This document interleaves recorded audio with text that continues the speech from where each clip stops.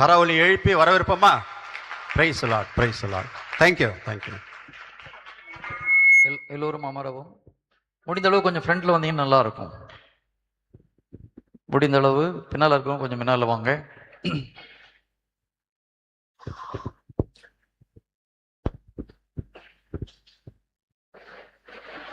Thanks. Praise the Lord. Hallelujah. கிறிஸ்துவில் அன்பார்ந்த சகோதர சகோதரிகளே, நாம் இன்று குடும்ப வாழ்க்கை குறித்து தியானிக்கலான் இருக்கிறோம். இங்க கிட்டத்தட்ட எல்லாருமே திருமண ஆனவர்கள். இன்னைக்கு பார்த்தீங்கன்னா நம்முடைய திருச்சபையுடைய வரலாறு பார்க்கும்போது பல ஆண்டுகளாக தீய சக்தி என்ன பண்ணுது, திருச்சபையை எப்படியாவது அழிச்சு போடணும்னு சொல்லி ரொம்ப ட்ரை பண்ணி கிட்டத்தட்ட 16வது நூற்றாண்டுல திருச்சபையில் ஒரு பிளவை கொண்டு வரோம் இல்லையா? மேல இருந்து ஒரு பிளவு பிரிந்து போனது. என்ன ஆச்சு? ஒரு குரூப்ல இருந்து இன்னொரு குரூப் இப்போ ஆயிரக்கணக்கான சபைகள் உலகத்துல உருவாகி இருக்கிறது. அது கடவுளுக்கு பிடிக்குமா? பிரிவினை கடவுள் கொண்டு வர்றது கிடையாது இல்லையா? அதுக்கப்புறம் சாத்தானுடைய அடுத்த தந்திரம் என்ன தெரியுமா? திருச்சபை என்பது, குடும்பம் என்பது குட்டி திருச்சபை. முதல்ல மேல இருந்து அட்டாக் பண்ணி திருச்சபையை ஒழிக்க முயற்சி செய்தான். இப்ப என்ன பண்றான்? அடியில இருந்து குடும்பத்தை தகர்த்தா திருச்சபை தகர்ந்து போகும். அதனால தீய சக்தியுடைய தந்திரம் என்னது? குடும்பம் என்ற ஒரு அமைப்பை அழித்து போட்டாச்சுன்னா திருச்சபை அழிஞ்சு போயிடும். அதனால முடிந்த அளவுக்கு இப்போ சாத்தானுடைய ஃபோக்கஸ் எங்க இருக்குது? குடும்ப வாழ்க்கையை அழிப்பது எப்படி? அவனுடைய பிளான் அதுதான். அதனாலதான் நம்முடைய மறைந்த போப்பாண்டவர் ஜான் பால் II அவர்கள் என்ன பண்றாங்க, இந்த அன்பியம் கொண்டு வந்ததுக்கு ஒரு முக்கியமான காரணம் அதுதான். குடும்பம் விண்ணிலும் மண்ணிலும் குடும்பங்கள் குடும்பமாக இருப்பதற்கு காரணமாக இருக்கிற தந்தையாகிய கடவுளிடம் மண்டிட்டு வேண்டுகிறேன் புனித பவுல் சொல்றாரு. ஒவ்வொரு குடும்பமும் கடவுளுக்குள்ள இருக்கும் பொழுது அந்த தீய சக்தியுடைய தந்திரம் பலிக்காது அப்படின்றதுக்காக தான் இந்த அன்பியம் என்ற ஒரு அமைப்பை திருச்சபை உருவாக்கியது. அது எந்த அளவுக்கு குடும்பங்களை ஒன்று சேர்க்கறதுக்கு பயன்படுதுன்னு எனக்கு தெரியல. சில நேரத்தில் அன்பியத்துல 1000 பிரச்சனை வருது. கரெக்டுங்களா? அவங்க வீட்டில் வச்சா நான் போக மாட்டேன், இந்த வீட்டில் வச்சா வருவேன். இதெல்லாம் சாத்தான் சொல்லி கொடுக்கறது. தயவுசெய்து அந்த மாதிரிலாம் பண்ணாதீங்க. அன்பியத்தோட ஒரு முக்கியமான நோக்கமே எல்லாரையும் மன்னித்து எல்லோரும் ஒன்றாக சேர்ந்து கடவுளின் அன்பை பரிமாறணுன்ற ஒரு உன்னதமான ஒரு நோக்கத்திற்காக அது உருவாக்கப்பட்டது. Praise the Lord. Hallelujah, hallelujah. இப்ப திருமண வாழ்க்கையில நம்ம பார்க்கும் பொழுது ஒரு இளம் பெண்ணும் இளம் ஆணும் யாருகிட்ட இருந்து திருமண வாழ்க்கையை குறித்து கத்துக்கிறாங்க? யாருகிட்ட இருந்து கத்துக்கிறாங்க? நிறைய நேரத்துல அப்பா அம்மாவை பார்த்து கத்துக்கிறாங்க. பாதி விஷயம் வீட்டுல பாக்குறாங்க. அப்பா அம்மா இதுக்கு கல்யாணம் பண்ணாம நான் சிஸ்டராக போயிருக்கலான்னு ஒரு சில மக்கள் என்ன பண்றாங்க, சிஸ்டரா போறாங்க. அப்படி போனவங்களும் இருக்கிறாங்க. குடும்பத்துல அப்பா அம்மாவை பார்த்து அவங்க கிட்ட இருந்து நிறைய விஷயத்த நம்ம கத்துக்கிறோம். நல்ல விஷயத்தையும் கத்துக்கிறோம், கெட்ட விஷயத்தையும் சில நேரத்துல கற்றுக்கொள்கிறோம். சில நேரத்துல நமக்கு தெரிஞ்சவங்களை பார்த்து அவங்க வாழ்க்கையில இருந்து கற்றுக்கொள்கிறோம். இன்னும் நிறைய விஷயங்கள் சினிமாவில் பார்த்து கத்துக்கிறாங்க. இன்றைய தலைமுறைகள் எங்க இருந்து திருமண வாழ்க்கை குறித்து கத்துக்கிறாங்க? இன்றைய தலைமுறை, அந்த காலத்திலயும் அப்படிதான். திருமண வாழ்க்கை இப்படிதான் வாழணும்னு எங்க இருந்து ஒரு ஆணோ பெண்ணோ தன்னுடைய மனசுல ஒரு டிசிஷன் எடுக்கிறாங்க. நிறைய இடத்துல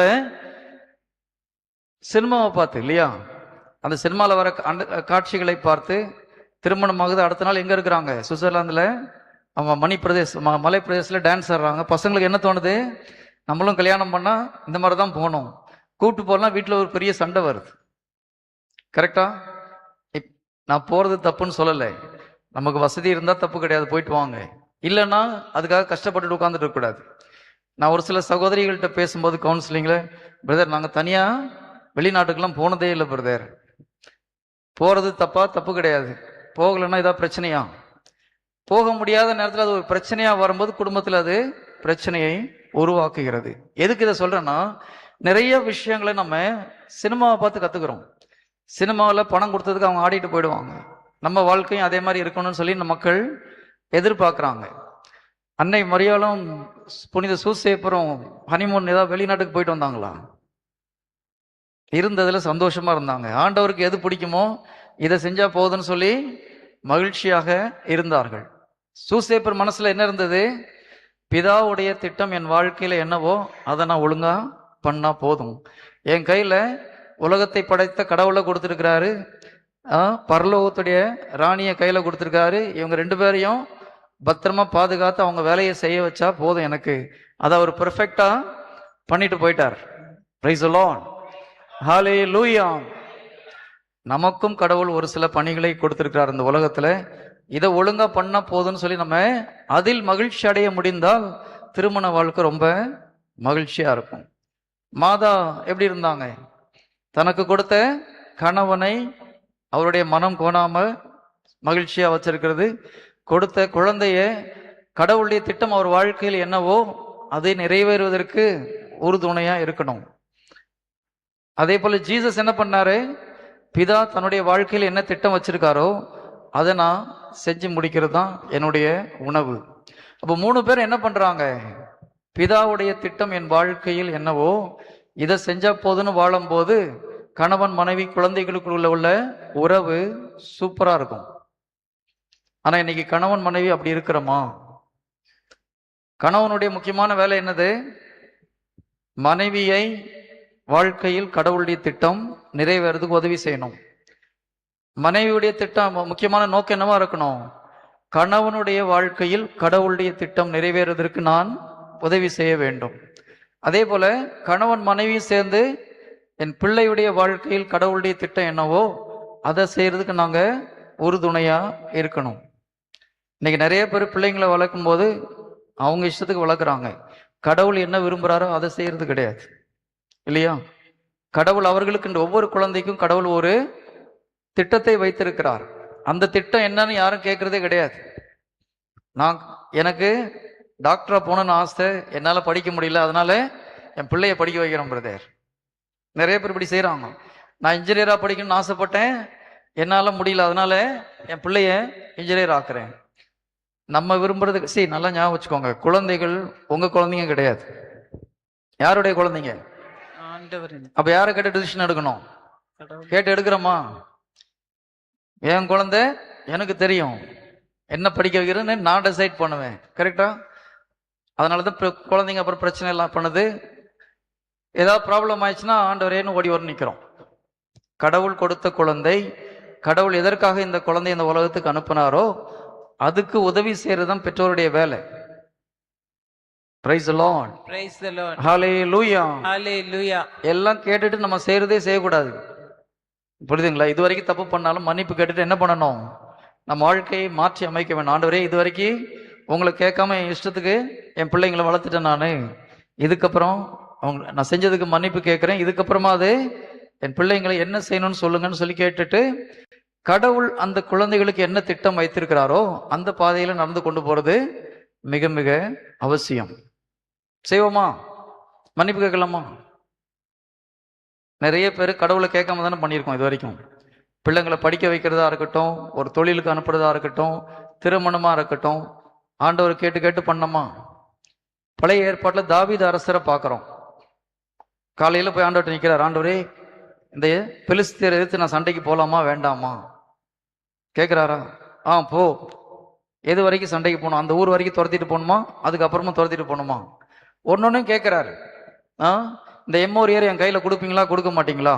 கொடுத்துட்டு தான் போனா போறாரு, இல்லைன்னா போக மாட்டேங்கிறார். நம்ம அப்படி செய்யறோமா? ஒவ்வொரு காரியத்தையும் கடவுளிடம் கேட்டு கேட்டு செய்கிறார். உண்மையான கிறிஸ்தவ வாழ்க்கை என்பது கடவுளை சார்ந்து வாழ்வது. உன்னுடைய சொந்த அறிவாற்றலை சார்ந்து நிற்காதே. செய்வது அனைத்திலும் ஆண்டவர் கேட்டு செய்யணும். பெருமைனா என்ன தெரியுமா? நம்ம இஷ்டத்துக்கு டிசிஷன் எடுக்கிறது தான் பெருமை. நிறைய பேர் தாழ்ச்சினா எந்திரிச்சு நிற்கிறது, பவ்யமா பண்றதுன்னு நினைச்சிட்டு இருக்காங்க. தாழ்ச்சி என்றால் கடவுளை கேட்டு அவருடைய வார்த்தையின் பிரகாரம் நடக்கிறதுக்கு பேர் தான் தாழ்ச்சி. நான் என்னுடைய சொந்த முயற்சியில் நான் டிசிஷன் எடுத்தேன்னா தப்பா போயிடும், நீங்க சொல்லிக் கொடுங்க ஆண்டவரேன்னு சொல்லி கேட்டு அதன் பிரகாரம் நடப்பது தான் உண்மையான தாழ்ச்சி. கண்களை மூடி ஆண்டவர்கிட்ட ஒரு மன்னிப்பு கேளுங்க. வாயை திறந்து சொல்லுங்க, ஆண்டவரே நிறைய நேரத்தில் உங்களை கேட்காமல் என்னுடைய குழந்தைகளுடைய வாழ்க்கையிலும் என்னுடைய வாழ்க்கையிலும் பலவிதமான முடிவுகளை எடுத்ததற்காக மன்னிப்பு கேட்கிறேன்னு கேளுங்க பார்க்கலாம். சத்தமா சொல்லணும் அவசியம், நான் வாயை திறந்து சொல்லுங்க, நான் உங்களுக்காக ஜெபிக்கிறேன். எப்பொழுதெல்லாம் உங்கள் குழந்தை வாழ்க்கையில் நீங்கள் முடிவு எடுக்கும் பொழுது, ஒரு ஸ்கூல் இந்த ஸ்கூல்ல போடுறேன், ஒவ்வொரு ஸ்கூல்ல போறது கூட நீங்க ஆண்டவரை கேட்கணும். இந்த ஸ்கூல்ல போட்டா நல்லதா, அந்த ஸ்கூல்ல போட்டா நல்லதா ஆண்டவரே கேட்டு கேட்டு நீங்க பண்ணும்போது கடவுள் உங்களை வழி நடத்துவார். அவருடைய திட்ட பிரகாரம் நடக்கும். மன்னிப்பு கேளுங்க. ஆண்டவரே, இதோ என்னுடைய வாழ்க்கையில் என்னுடைய குடும்பத்தில் நான் எடுத்த முடிவுகள் உம்மை கேட்காமல் எடுத்த தருணங்களுக்காக மன்னிப்பு கேட்கிறேன் ஆண்டவரே. இதோ உமது இரத்தத்தினால் என்னை கழுவி தூய்மைப்படுத்துமாறு ஜெபிக்கிறேன். நான் எடுத்த தவறான முடிவினால் வந்த எல்லா விளைவுகளுக்கும் நானே பொறுப்பேற்கிறேன். என்னை மன்னிக்குமாறு ஜெபிக்கிறேன். அப்பா, அந்த தவறான முடிவுகளை நீர் உம்முடைய இரக்கத்தினால் சரி செய்யுமாறு ஒப்புக் கொடுக்கிறேன். அப்பா, இங்க இருக்கிற சகோதர சகோதரிகளை உமது பாதத்தில் ஒப்புக் கொடுக்கிறேன். யாரெல்லாம் தன்னுடைய தவறை உணர்ந்து மன்னிப்பு கேட்கிறார்களோ ஆண்டவரே, அவர்கள் வாழ்க்கையில் அவர்கள் எடுத்த முடிவினால் வந்த எல்லா தீவினைகளும் இயேசு கிறிஸ்துவின் நாமத்தில் நீங்கி போகும்படி கட்டளையிடுகிறேன். அதனால் அவர்கள் குடும்பத்துக்குள்ளாக வந்த எல்லா இதோ நெகட்டிவிட்டி இயேசு நாமத்தில் விட்டு போகட்டும். அவருடைய குழந்தைகள் வாழ்க்கையில் வந்த எல்லா தீமைகளும் இதோ இயேசுவின் நாமத்தில் வெளியேறும்படி கட்டளையிடுகிறேன். ஆமென். Praise the Lord. Praise the Lord. Hallelujah. Hallelujah. இறை வார்த்தையை கேட்கிறவங்களா இருந்து நம்மை ஏமாற்றி கொள்ளக்கூடாது. இன்னைக்கு பிரைசன் வருஷம் பண்ணும்போது கூட அந்த சகோதரர்கள் நிறைய காரியங்களை ஆவியானவர் மூலமா சொன்னாங்க. நான் என்ன டீச் பண்ண போறேனோ அதுல உள்ள நிறைய விஷயங்கள் அவர்கள் தெரிந்தோ தெரியாமலோ ஆவியானவர் மூலமாக பல காரியங்களை சொன்னாங்க. அதுல ஒரு விஷயம், உங்க வாழ்க்கையை நீங்க இறை வார்த்தையை கேட்டு சரி செய்து கொள்வது மிக மிக அவசியம். இல்லைன்னா நீங்க வார வாரம் கோயிலுக்கு போனாலும் டெய்லி கோயிலுக்கு போனாலும் இறை வார்த்தை பிரகாரம் உங்களை மாற்றிக்கொள்ளவில்லைனால ஒரு பிரயோஜனமும் கிடையாது. கரெக்டா? நம்ம எவ்வளவு நாளும் கோயிலுக்கு போறோம், எவ்வளவு நேரம் ஜெபிக்கிறோம், எவ்வளவு நேரம் பைபிள் படிக்கிறோம், இது எல்லாவற்றையும் விட மிக முக்கியமானது நம்ம இறை வார்த்தையை கேட்கும் பொழுது அந்த வார்த்தைக்கு ஏற்ப நம்முடைய வாழ்க்கை இல்லை என்றால் எந்த அளவுக்கு நம்மை நாம் மாற்றிக்கொள்கிறோம். ஒரு வாரத்துக்கு ஒரு விஷயத்தை நம்ம மாத்தினோம்னா நேரத்துக்கு புனிதராயிருக்கலாம். கரெக்டா? அப்ப எது ரொம்ப முக்கியமா இருக்குது? இறை வார்த்தைக்கு எதிராக நம்ம செய்கிற காரியத்தை எந்த அளவுக்கு நம்ம திருத்துறோமோ அதுதான் ரொம்ப முக்கியம். அதனால யாக்கோபு சொல்றாரு, இறை வார்த்தையை கேட்பவர்களாக மாத்திரம் இருந்து உங்களை ஏமாற்றிக்கிறீங்க. நம்ம ஏமாற்றிக் கொள்கிறோம். அப்ப நம்ம செய்ய வேண்டியது வார்த்தை பிரகாரம் நடக்கணும். நடக்க முடியலன்னா ஆண்டுகிட்ட போய் கேட்கணும். ஆண்டவரே, நான் முயற்சி செய்யறேன், என்னால முடியல, அதை நான் பிராக்டிஸ் பண்றதுக்குள்ள சக்தியை கொடுங்க, கிருபையை கொடுங்க, இல்ல வேற என்ன செஞ்சா நான் இந்த பிரச்சனையில இருந்து வெளியே வர முடியும்னு சொல்லி கேட்கணும். ஆண்டுகிட்ட போய் கேட்கணும். நம்ம இதை கேட்கறது கிடையாது நிறைய பேர், இல்லையா? சீடர்கள் என்ன பண்றாங்க? இயேசு கிறிஸ்து செஞ்சதை செய்யறாங்க, ட்ரை பண்றாங்க, தப்பு பண்றாங்க, முடியல, தோத்து போகும்போது என்ன பண்றாங்க? ஆண்டவர்கிட்ட போய் தனிமையில கேட்கறாங்க. ஆண்டவரே, நீங்க ஒண்ணு செஞ்சீங்க, சூப்பரா இருந்தது, நாங்க போய் ட்ரை பண்ணோம், முடியல, ஏன் எங்களால முடியல?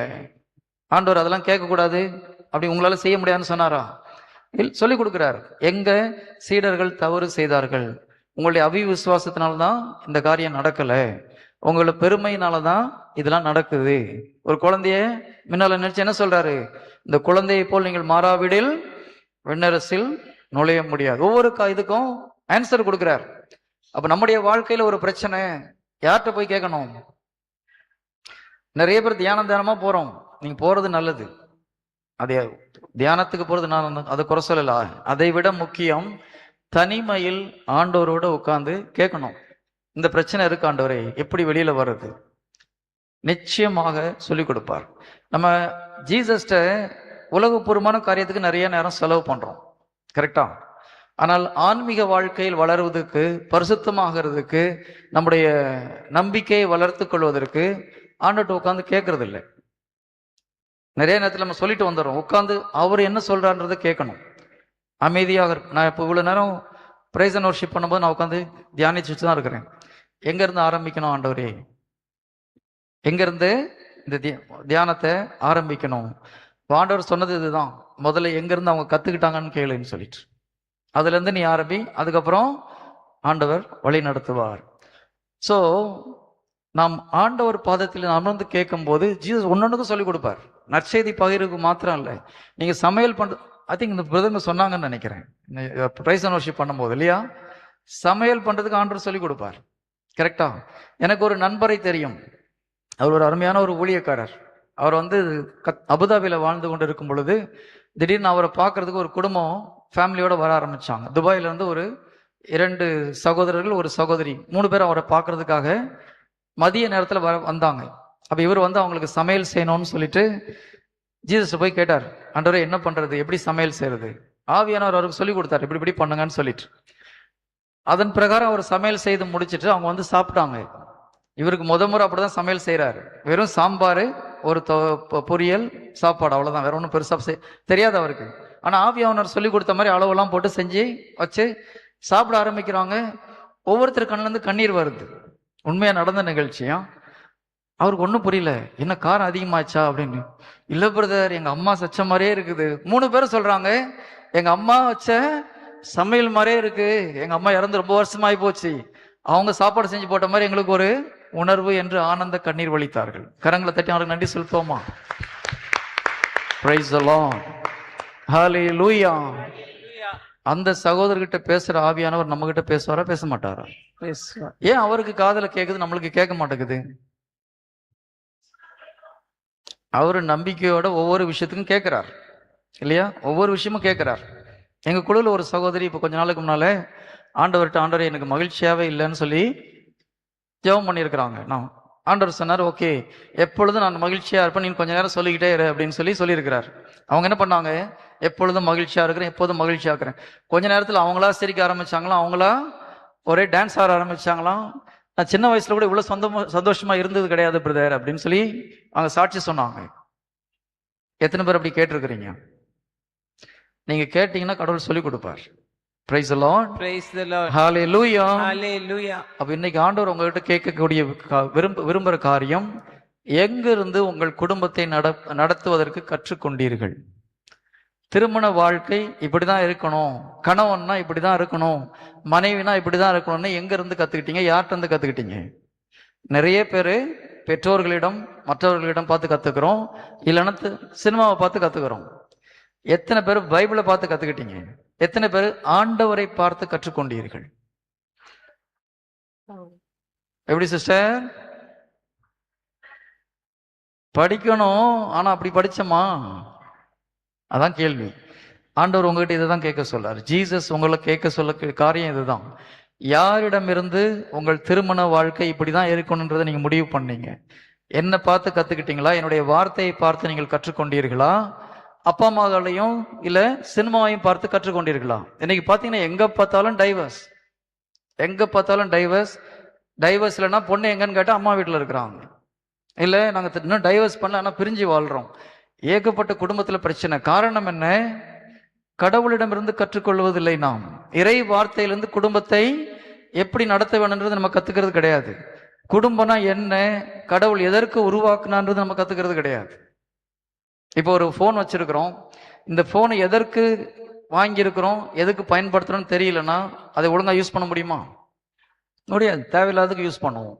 கரெக்டா? இந்த போன் வாங்குறதுக்கு வெறும் நான் ஃபோன் பண்ணுறதுக்கு மட்டும்தான் போதும், வேற எதுவும் தேவையில்லை இந்த ஃபோனை நினச்சிங்கன்னா நோக்கியா ஃபோனு போதும், அந்த பட்டன் வச்சிருந்த ஃபோனு போதும் இல்லையா?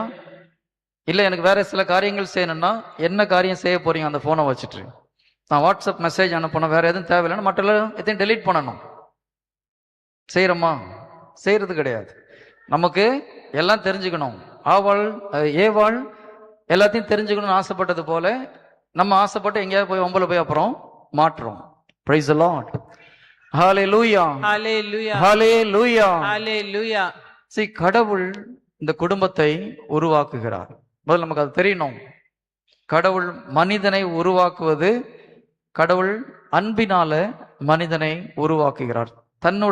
தன்னை இந்த உலகத்துல பார்க்கறதுக்கு கடவுள் ஆசைப்பட்டார். நம்மள மாதிரியே ஒரு ஜீவனை உருவாக்கணும், அதை என்னுடைய பிள்ளைன்னு நான் கூப்பிட போறேன்னு சொல்லி ஆதாம உருவாக்குறார். தன்னுடைய உருவிலும் சாயலிலும் உருவாக்குகிறார்.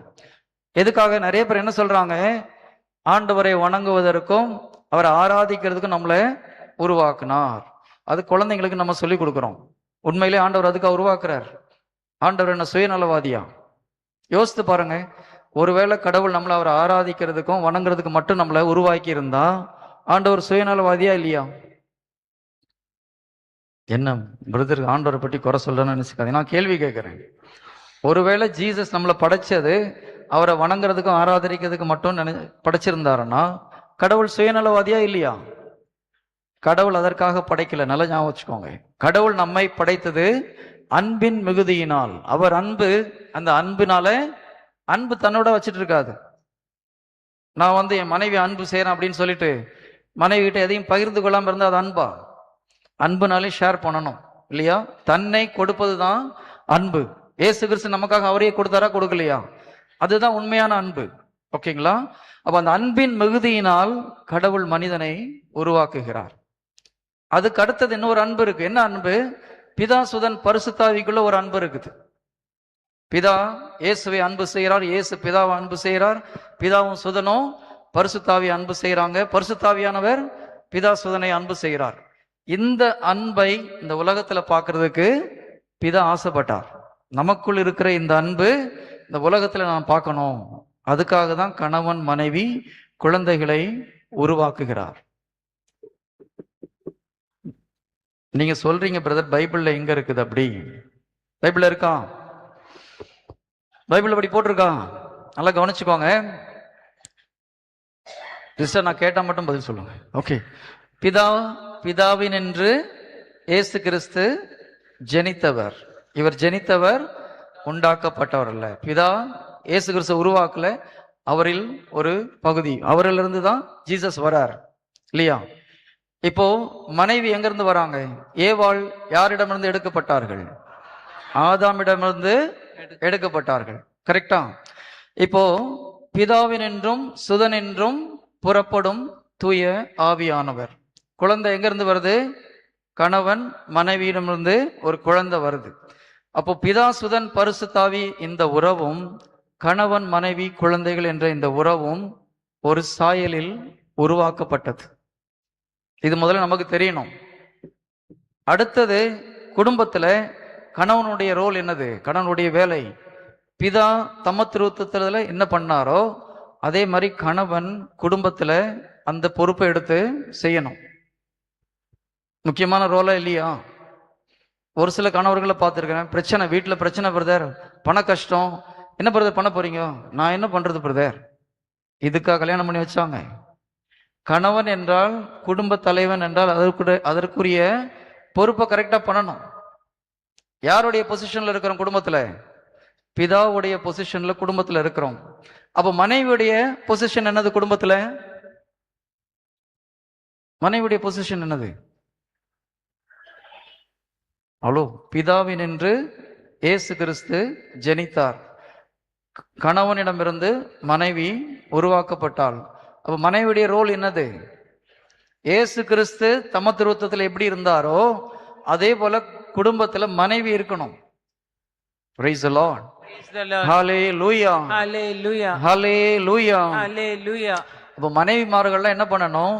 ஜீசஸ் பிதா கிட்ட எப்படி நடந்துகிட்டாரோ அதே போல நான் என் கணவனிடம் நடந்து கொள்ள வேணும்னு கத்துக்கிட்டா எப்படி இருக்குன்றதை கண்டுபிடிக்க முடியும். கணவன்மார்கள் என்ன பண்ணணும்?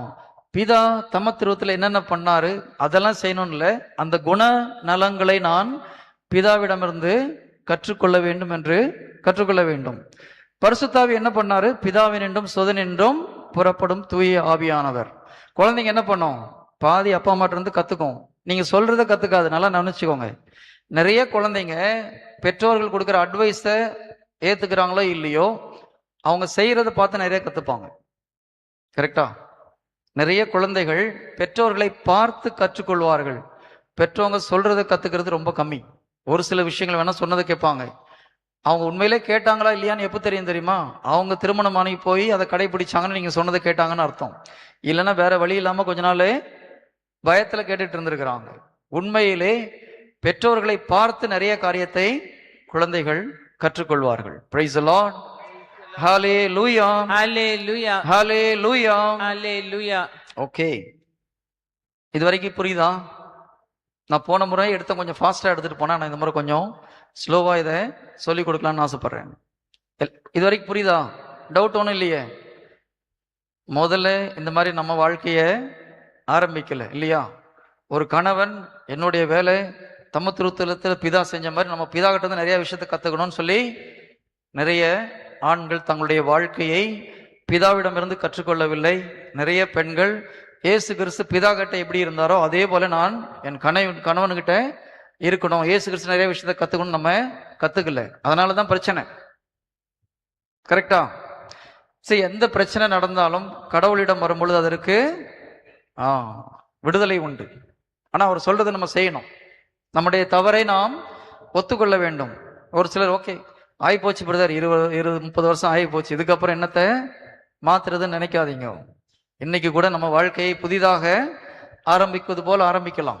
நேற்று ஒரு சகோதரி தங்களுடைய வாழ்க்கையில் நடந்ததை பகிர்ந்து கொண்டார்கள்.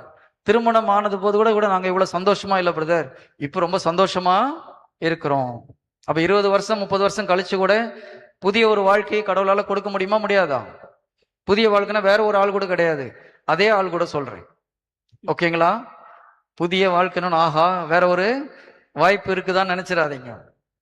இப்போ பாலைவனத்துல ஆண்டவர் மன்னா கொடுத்தார் இல்லையா? மக்கள் எல்லாம் இந்த மன்னா நல்லா இல்லை, டேஸ்ட் இல்லைன்னு சொல்லி கம்ப்ளைண்ட் பண்ணாங்க. ஆண்டவர் நிறைய பேரை அடிச்சு காலி பண்ணார். அதுக்கப்புறம் இந்த மன்னாவை மாத்திட்டாரா? அவர் கொடுத்ததை மாத்த போறது கிடையாது. ஏன்? அவர் கொடுத்தது சூப்பரான மன்னா. அவங்களுக்கு அதனுடைய தன்மை தெரியாதனால பிரச்சனை பண்றாங்க. கடவுள் தகுந்த கணவனை மனைவிக்கும் தகுந்த மனைவியை கணவனுக்கும் கொடுத்திருக்கிறார். எப்பெல்லாம் நம்ம மனசுல இந்த பொண்ணை கட்டிக்கிட்டது நல்லா தப்பா போச்சுரா, வேற ஒன்ன கட்டியிருந்தா நல்லா இருக்கும் நம்ம மனசுல வந்ததுன்னா யார் நம்ம கிட்ட பேசுறாங்க? புரியுதா? இந்த கணவனுக்கு பதிலா கல்யாணம் பண்ணாம இருந்திருக்கலாம், இல்ல சிஸ்டரா போயிருக்கலாம்னு மனசுல என்ன வந்ததுன்னா யார் நம்ம கிட்ட பேசுறது? மன்னிப்பு கேட்கலாமா வேண்டாமா? வந்திருக்குல்ல நிறைய முறை, வெளியில சொல்ல வேண்டாம். நிறைய பேர் உள்ளத்துல வந்திருக்கும். ஏதாவது ஒரு சுச்சுவேஷன்ல இவனை கட்டினதுக்கு கட்டியிருக்கலாம்னு சொல்லி ஒரு சிலர் சொல்லியிருக்காங்க. நிறைய பேர் சொல்றாங்க எங்க கிட்ட, இந்த ஆளை கல்யாணம் பண்ணதுக்கு ஒரு கல்யாணம் பண்ணியிருக்காரு, கல்லு மாதிரி இருக்கிறாரு பிரதர், ஒன்னும் பேசவே மாட்டேங்கிறார், இறக்கமே இல்லை இந்த மனுஷமா உள்ளத்துல இல்லையா? ஒரு சிலரு சாமியார போன ஆசைப்பட்ட பிரதர், முடியாம போச்சு, தெரியாதனமா திருமணம் பண்ணேன், சாமியார போயிருந்தா நல்லா இருந்திருக்கும். எல்லா இடத்துலயும் பிரச்சனை உண்டு. திருமணம் ஆன பிறகு வேற ஒரு எண்ணம் நமக்கு வந்ததுன்னா அது கடவுளிடமிருந்து வருகிற எண்ணம் அல்ல இல்லையா? அதனாலதான் புனித பவுல் சொல்றாரு, அழைத்த அழைப்பில் நிலைத்திருங்கள். திருமண வாழ்க்கையில கடவுள்கிட்ட வந்திருந்தீங்கன்னா அப்படியே இருங்க. அதுக்கு முன்னாலே கடவுள் உங்களுக்கு அழைக்கப்பட்டிருந்தாருன்னா திருமணம் ஆகாம இருக்குது நல்லதுன்னு சொல்றாரு ஆண்டவர். முழுமையாக உங்கள் வாழ்க்கையை ஆண்டவருக்கு ஒப்பு கொடுப்பது இல்லையா? ஆதாம் கடவுளோடு இருக்கிற வரைக்கும் ரொம்ப சந்தோஷமா இருந்தார் இல்லையா? எப்ப கடவுள் கவலை வந்தது அவருக்கு? ஆதாமுக்கு எப்ப முதல்ல கவலை வருது? எப்ப கவலை வந்தது? கீழ்ப்படியாம இருக்கும் போதா? இல்ல, அதுக்கு முன்னாலே அவருக்கு கவலை வந்துச்சு. எப்ப வந்தது? எப்ப சிஸ்டர்? ஆதாம் எங்க இருக்கான்றது பாவம் பண்ண அப்புறம். எப்ப தனிமையை உணர்ந்தார் அவரு?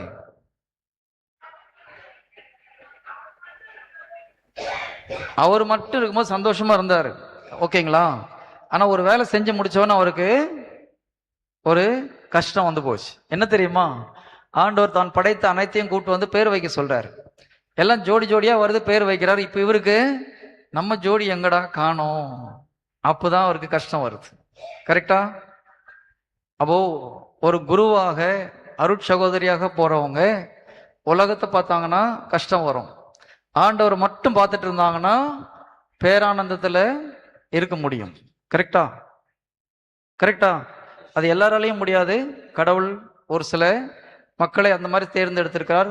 அவர்களால அதுக்கு ஒரு ஸ்பெஷல் கிரேஸ் கொடுத்து கடவுள் அவர்களை வைத்திருக்கிறார். எதுக்கு சொல்றேன்னா, அவர்கள் அழைத்த அழைப்பில் நிலைத்திருக்க வேண்டும். அதுக்குள்ள கிருபையை கடவுள் கொடுப்பார்.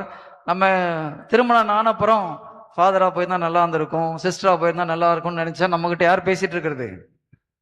அதே போல அருட் சகோதரியா ஃபாதரா போன அப்புறம் தெரியாதனமா அங்க வந்துட்டோம் நினைச்சா யார் பேசுறது? எல்லாம் பயப்படுறாங்க. ஐயோ எது நம்ம தப்பா சொன்னா ஃபாதர் கோச்சிப்பாரு. உண்மையே சொல்றது தப்பு கிடையாது, தெரிஞ்சுக்கிறது தப்பு கிடையாது. Price the Lord. Praise the Lord. ஹalleluya, Hallelujah. ஹalleluya. Hallelujah. ரொம்ப ஆண்டுட்டு மன்னிப்பு கேட்கலாமா? நான் முதல்லலாம் நினைச்சிருக்கிறேன், சாமியாரை போயிருந்தா நல்லா இருந்திருக்கும், ஃப்ரீயா ஊழியம் பண்ணலாம். சாமியாரை போனாலும் ஃப்ரீயாலாம் ஊழியம் பண்ண முடியாது, அவங்களுக்கு நிறைய கட்டுப்பாடுகள் உண்டு. நினைச்ச இடத்துக்கு போக முடியாது, நினைச்சதுக்கு வர முடியாது. கரெக்டா? ஸோ எல்லாவற்றிலும் ஒரு சில கட்டுப்பாடுகள் உண்டு. அதனால இக்கரைக்கு அக்கறை பச்சை. நம்மளை எங்க கூப்பிட்டுருக்காரோ அந்த இடத்துல இருந்து ஒழுங்கா கீழ்ப்படிதலோடு நம்முடைய வேலையை செய்யணும். ஆண்டவர்கிட்ட மன்னிப்பு கேட்கலாமா? யாருமே அப்படி நினைச்சதே இல்லையா? தெரியாதனமா இந்த ஆளை கல்யாணம் பண்ணிட்டோம்னு சொல்லிட்டு. சரி, உங்க வீட்டுக்காரர் தான் சொல்ல வேண்டாம், அட்லீஸ்ட் மன்னிப்பு கேளுங்க ஆண்டவர்கிட்ட. கண்களை மூடி ஆண்டவர்கிட்ட எப்பப்பெல்லாம் கணவனை குறித்து முணுமுணுத்தீங்களோ, தெரியாதனமா திருமணம் பண்ணிட்ட நினைச்சீங்களோ, அதற்காக மன்னிப்பு கேளுங்க. அதே போல கணவன்மார்கள் மனைவியை குறித்து ஏன்டா இதை திருமணத்தை பண்ணணும்னு நினைச்சதுக்காக கடவுள்கிட்ட மன்னிப்பு கேட்கணும். ஆண்டவரே, என்னுடைய மனைவியை குறித்து நான் தவறாக நினைத்ததற்காக, நான் சாமியாரை போயிருந்தா நல்லா இருக்கும்னு நினைச்சதற்காக மன்னிப்பு கேட்கிறேன் ஆண்டவரே. உம்முடைய திட்டத்தை தேர்ந்து உம்முடைய சன்னிதானத்தில் வாக்குறுதி கொடுத்த பின்பு அதற்கு எதிராக வந்த எல்லா சிந்தனைகளும் இதோ தீயவனிடமிருந்து வருகிறது என்பதை நான் உணர்கிறேன். அந்த சந்தேகத்தை, அந்த வார்த்தைகளை, அந்த எண்ணங்களை நான் என்டர்டெயின் பண்ணதற்காக மன்னிப்பு கேட்கிறேன். அப்பா, உம்முடைய இரத்தத்தினால் என்னை கழுவி தூய்மைப்படுத்துமாறு ஜெபிக்கிறேன். இந்த எண்ணங்களை கொண்டு வந்த எல்லா தீய சக்திகளையும் இயேசு கிறிஸ்து நாமத்தில் என்னை விட்டு வெளியேறும்படி கட்டளையிடுகிறேன். இங்க இருக்கிற ஒவ்வொரு சகோதர சகோதரிகளையும் அது பாதத்திலே சமர்ப்பிக்கிறேன். யாரெல்லாம் தன்னுடைய தவறை உணர்ந்து மன்னிப்பு கேட்டார்களோ அவர்கள் வாழ்க்கையில், குடும்பத்தில், கணவன் மனைவிக்குள்ளாக கிரியை செய்கிற எல்லா தீமையின் அந்தகார சக்திகள் இயேசு கிறிஸ்து நாமத்தில் நீங்கி போகட்டும் இப்பொழுது. ஆமென். Praise the Lord. Praise the Lord. ஹalleluya. Hallelujah. ஓகே. நிறைய பேர் என்னுடைய கணவனை என்னுடைய அம்மா அப்பா பார்த்து வச்சுட்டாங்க, இல்லை சொந்தக்காரங்க பார்த்து வச்சுட்டாங்க, மாமா பார்த்து வச்சாரு, இல்லை நான் தான் தேர்ந்தெடுத்தேன், இப்படியெல்லாம் நினைச்சிட்டு இருக்கிறோம். ஆனால் நீங்க என்னதான் டிசைட் பண்ணாலும் இந்த ஏற்பாடு இன்டைரக்டா பண்றது யாரு? என்ன சிஸ்டர்? கடவுள் தான் பண்றார் இல்லையா? ஆதாமுடைய விலா எலும்பிலிருந்து ஏவாளை உருவாக்கி யாரு கொண்டு வந்தது? ஆண்டவர் தான் கொண்டு வரார் இல்லையா? அப்போ உங்களுடைய கணவன் மேல உங்களை நிறுத்தினது யாரு? யார் நிறுத்தினது? எங்க அம்மா தான் நிறுத்தினாங்க பிரதர். உலகத்துல நம்ம கண்ணுக்கு அப்படிதான் தெரியுது, ஆனா ஆன்மீக உலகத்துல யார் உங்களை கொண்டு வந்து நிறுத்தினது? ஆமா, நீங்க நார்த் இந்தியாவில பிறந்திருக்கலாம், வெளிநாட்டுல பிறந்திருக்கலாம், கடைசியில இந்த ஊர்ல வந்து நிறுத்தினது யாரு? ஆண்டவர் நிறுத்துறார். ஆனா யாரும் டெசிஷன் எடுத்தது? கடவுள் டெசிஷன் எடுக்கிறார். ஏவாளை பக்கத்துல போய் நிறுத்தும் போது யாரு ஐ லவ் யூன்னு சொன்னது? என் எலும்பின் எலும்பு, என் சதையின் சதையுமே நீ சொன்னது யாரு? ஆதாம் சொன்னார். ஏவாள் வேண்டான்னு சொன்னாங்களா? சூப்பரா இருக்குது கேட்கறதுக்குன்னாங்க. கரெக்டா? அப்ப யாரு முடிவு எடுத்தது? ஆமா, நீங்க முடிவு எடுத்துட்டு எங்க அப்பா பார்த்து கல்யாணம் பண்ணி வச்சாங்க, அம்மா பார்த்து கல்யாணம் வச்சான்னு பொய் சொல்லக்கூடாது. நிறைய முறை சொல்லியிருக்கீங்களே, அதுக்கெல்லாம் மன்னிப்பு கேட்கணும். சரி, இறை வார்த்தையை படிக்கிறதுனா இதுதான். எப்பப்ப நம்ம செஞ்சது தப்புன்னு தெரியுதோ ஒழுங்கா மன்னிப்பு கேட்டுட்டு அதுக்கப்புறம் திரும்ப சொல்லக்கூடாது. நீங்க பார்த்து வச்ச ஆளு சரியில்லைன்னு சொல்லிட்டு அம்மா கிட்ட போய் சொல்லக்கூடாது, அப்பாட்ட போய் சொல்லக்கூடாது. பொறுப்பை நம்ம ஏற்றுக்கொள்ள வேண்டும். டிசிஷன் எடுத்தது நானு.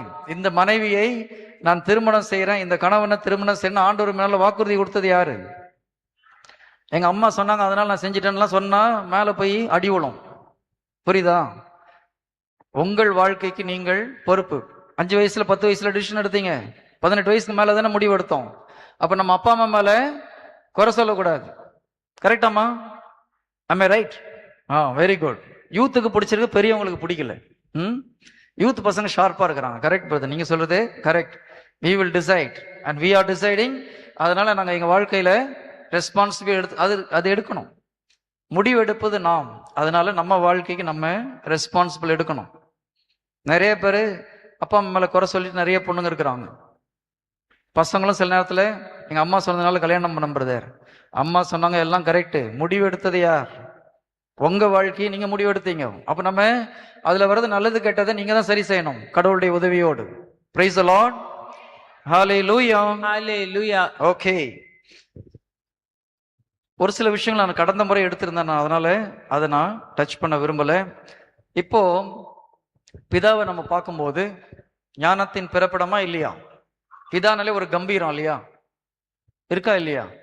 ஒரு கம்பீரம், ஒரு அவ்வளோ ஒரு விஸ்டம். கடவுள் வந்து ஞானம், கடவுளுடைய ஞானத்தை நீங்க தியானிச்சு பார்த்தீங்கன்னா நம்மளால நினைச்சு பார்க்க முடியாது. கடவுள் இப்படி பண்ணியிருக்காரா? இல்ல யோபுல ஒரு சில விஷயங்களை படிக்கும்போது ரொம்ப ஆச்சரியமா இருக்குது. சாலமனுடைய ஞானத்தின் அதிகாரங்களை பார்க்கும்போது கடவுள் எப்பேற்பட்டவர் நமக்கு ஆச்சரியமா இருக்குது இல்லையா? அவ குடும்பத்துல கணவன் எப்படி இருக்கணும்? பிதா அளவுக்கு சொல்லல நானு, ஞானம், கடவுளுடைய ஞானம் மிகுந்தவனாக இருக்க வேண்டும். ஒரு கணவன் அப்படின்னு சொல்லும் போது குடும்பத்தை நடத்தக்கூடிய ஒரு தெய்வ ஞானம், கடவுளுடைய ஞானம் இருப்பது மிக மிக மிக அவசியம். நீங்க நிறைய பேர் சைக்காலஜி படிக்கிறாங்க, மெடிடேஷன் போறாங்க, என்னென்னமோ பண்றாங்க. இதை விட முக்கியமானது என்னது? எது முக்கியம்?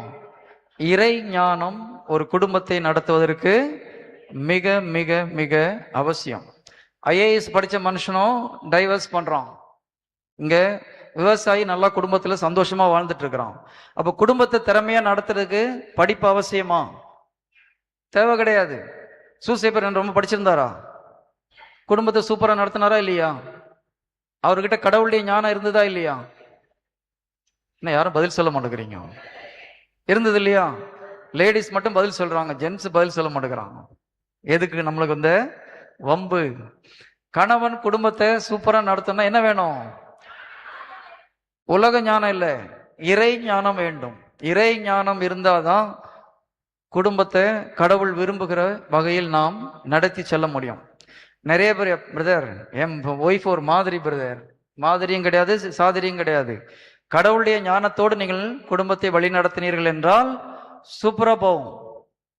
நான் ஒரு சிம்பிள் எக்ஸாம்பிள் சொல்றேன். ஒரு முறை காலையில நான் கத்தார்ல இருக்கும்போது மார்னிங் எந்திரிச்சு எங்களுடைய ஹாலுக்கு வர என் ஒய்ஃப் ரொம்ப சோகமா உட்காந்துட்டு இருந்தாங்க. என்ன ஆச்சுமா? இல்லை ஒன்றும் இல்லை.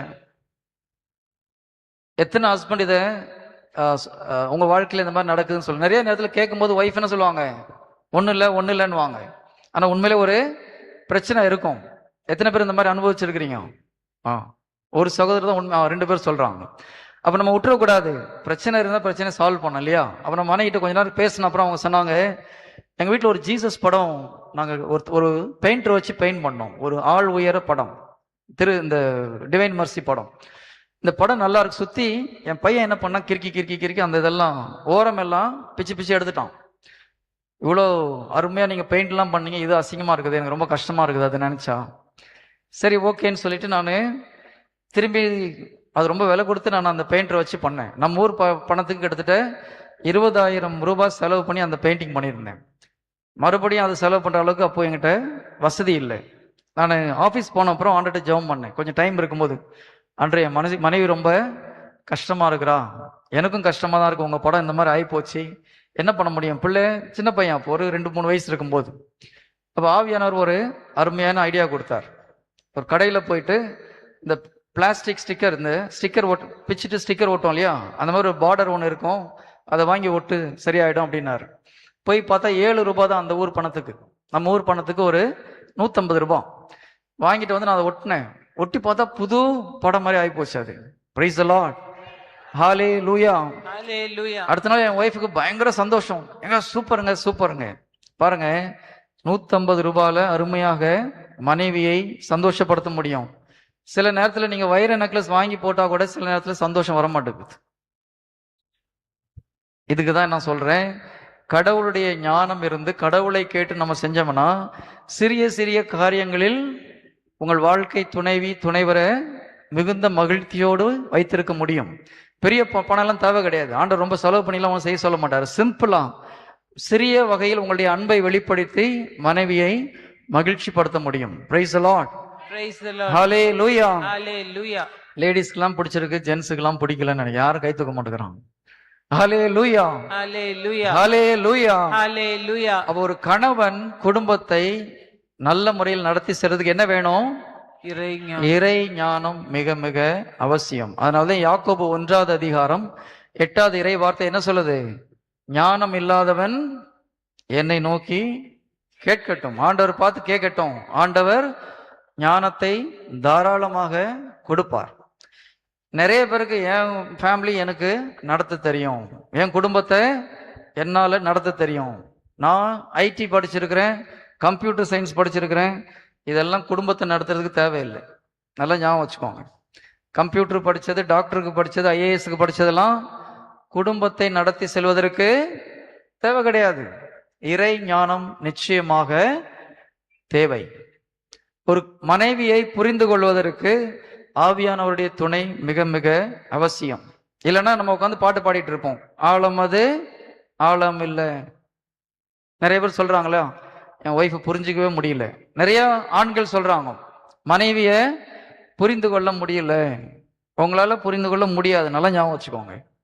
படைப்பின் பிரகாரமே ஒரு ஆணால் பெண்ணை புரிந்து கொள்ள முடியாது. கடவுளுடைய துணை இல்லாமல் ஒழுங்கா புரிந்து கொள்ள முடியாது. ஏன் தெரியுமா?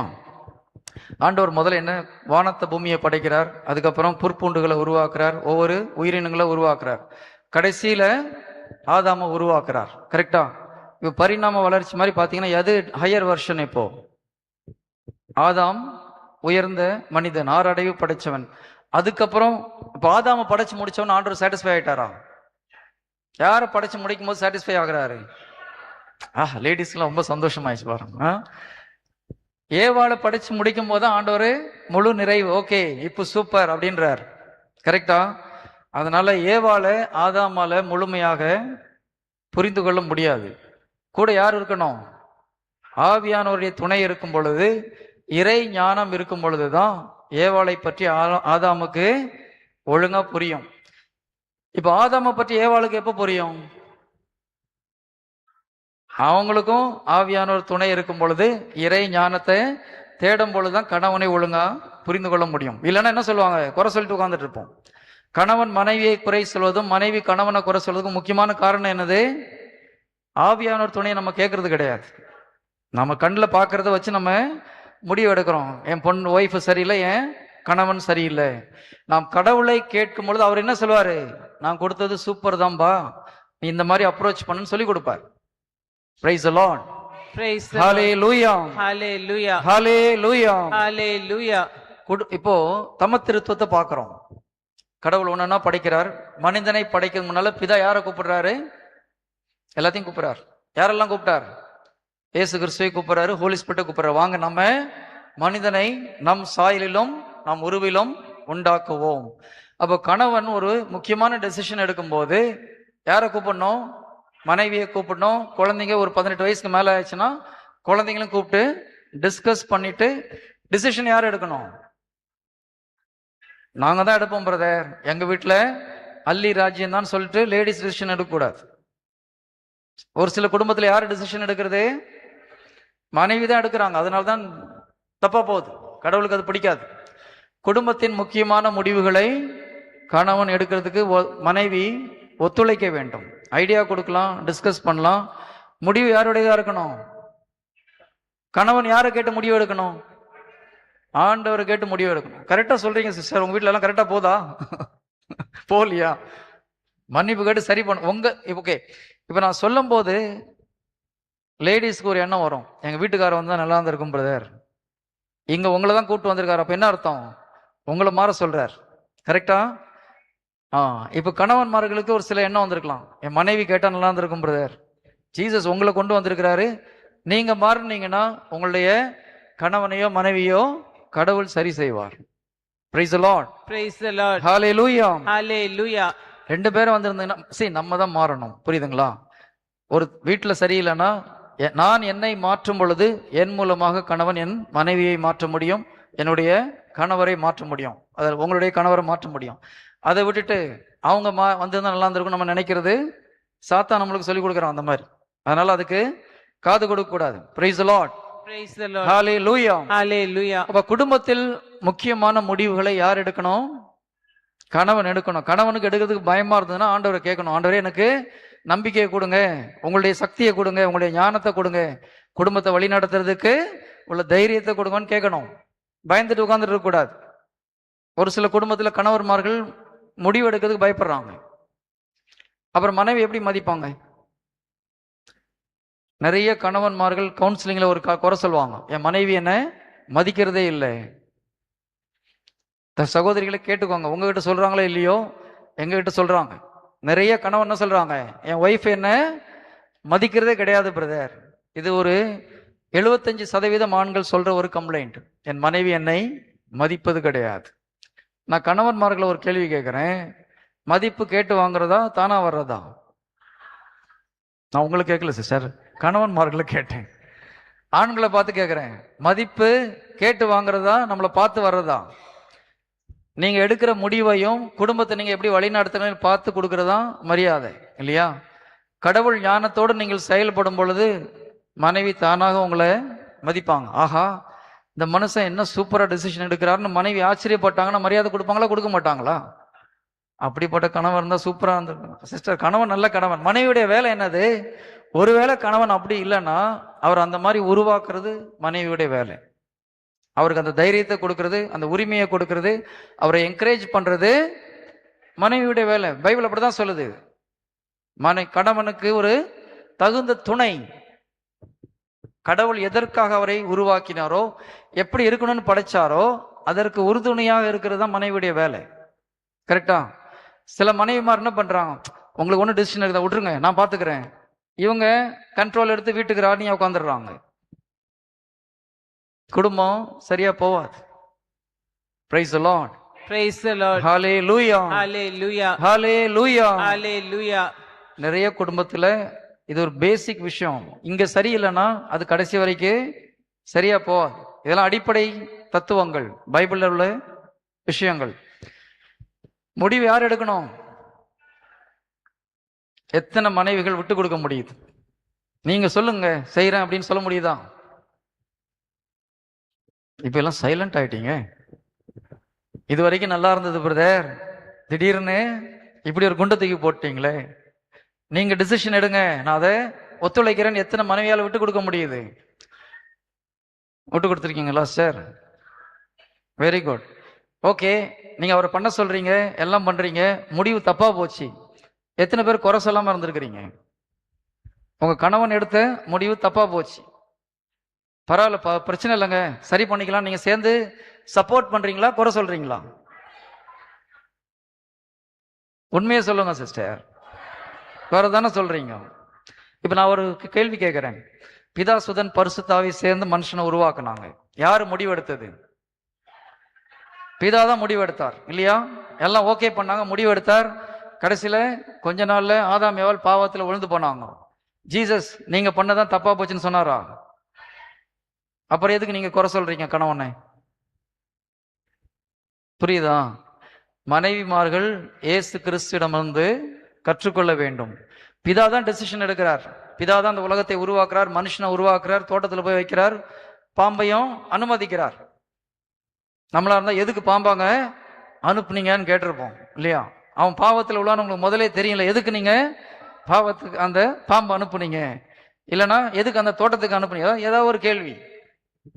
இன்னைக்கு நிறைய மனைவிகள் என்ன பண்றாங்க, கணவன் ஒரு முடிவு எடுத்து ஒரு தப்பா போச்சுன்னா குறை. ஆனா ஜீசஸ் ஒரு வார்த்தையும் பிதா கிட்ட குறை சொன்னது கிடையாது. அந்த தவறை நிவர்த்தி பண்றதுக்கு நான் என்ன பண்ணணும்னு கேட்கிறார். கரெக்டா? அப்ப மனைவியுடைய வேலை என்ன? ஒருவேளை கணவன் எடுத்த முடிவு தவறா போச்சுன்னா அதுல இருந்து வெளியே வர்றதுக்கு உதவி செய்யறதுதான் மனைவியுடைய வேலை. குறை சொல்றது மனைவியுடைய வேலை கிடையாது. Praise the Lord. Praise the Lord. Hallelujah. Hallelujah. Hallelujah. Hallelujah. ஆண்டவர்ட்ட மன்னிப்பு கேட்கலாமா? எங்கெங்கெல்லாம் கணவனை குறை சொன்னீங்களோ, குறை சொல்றது யாருடைய வேலை? பிசாசு வேலை. திருவெளிப்பாடு 12வது அதிகாரம் 10வது இறை வார்த்தை. திருவெளிப்பாடு 12வது அதிகாரம் 10வது இறை வார்த்தை. ஒரு சில ஆம்பளைங்க சோகமா பாக்குறாங்க, இதெல்லாம் ஒழுங்கா இருந்தா எப்படி இருக்கும் பிரதர்? பிரதர் ஒழுங்காக கவலைப்படாதீங்க. எஸ், விண்ணகத்தில் ஒலித்த பெரியதொரு குரலை கேட்டேன், அது சொன்னது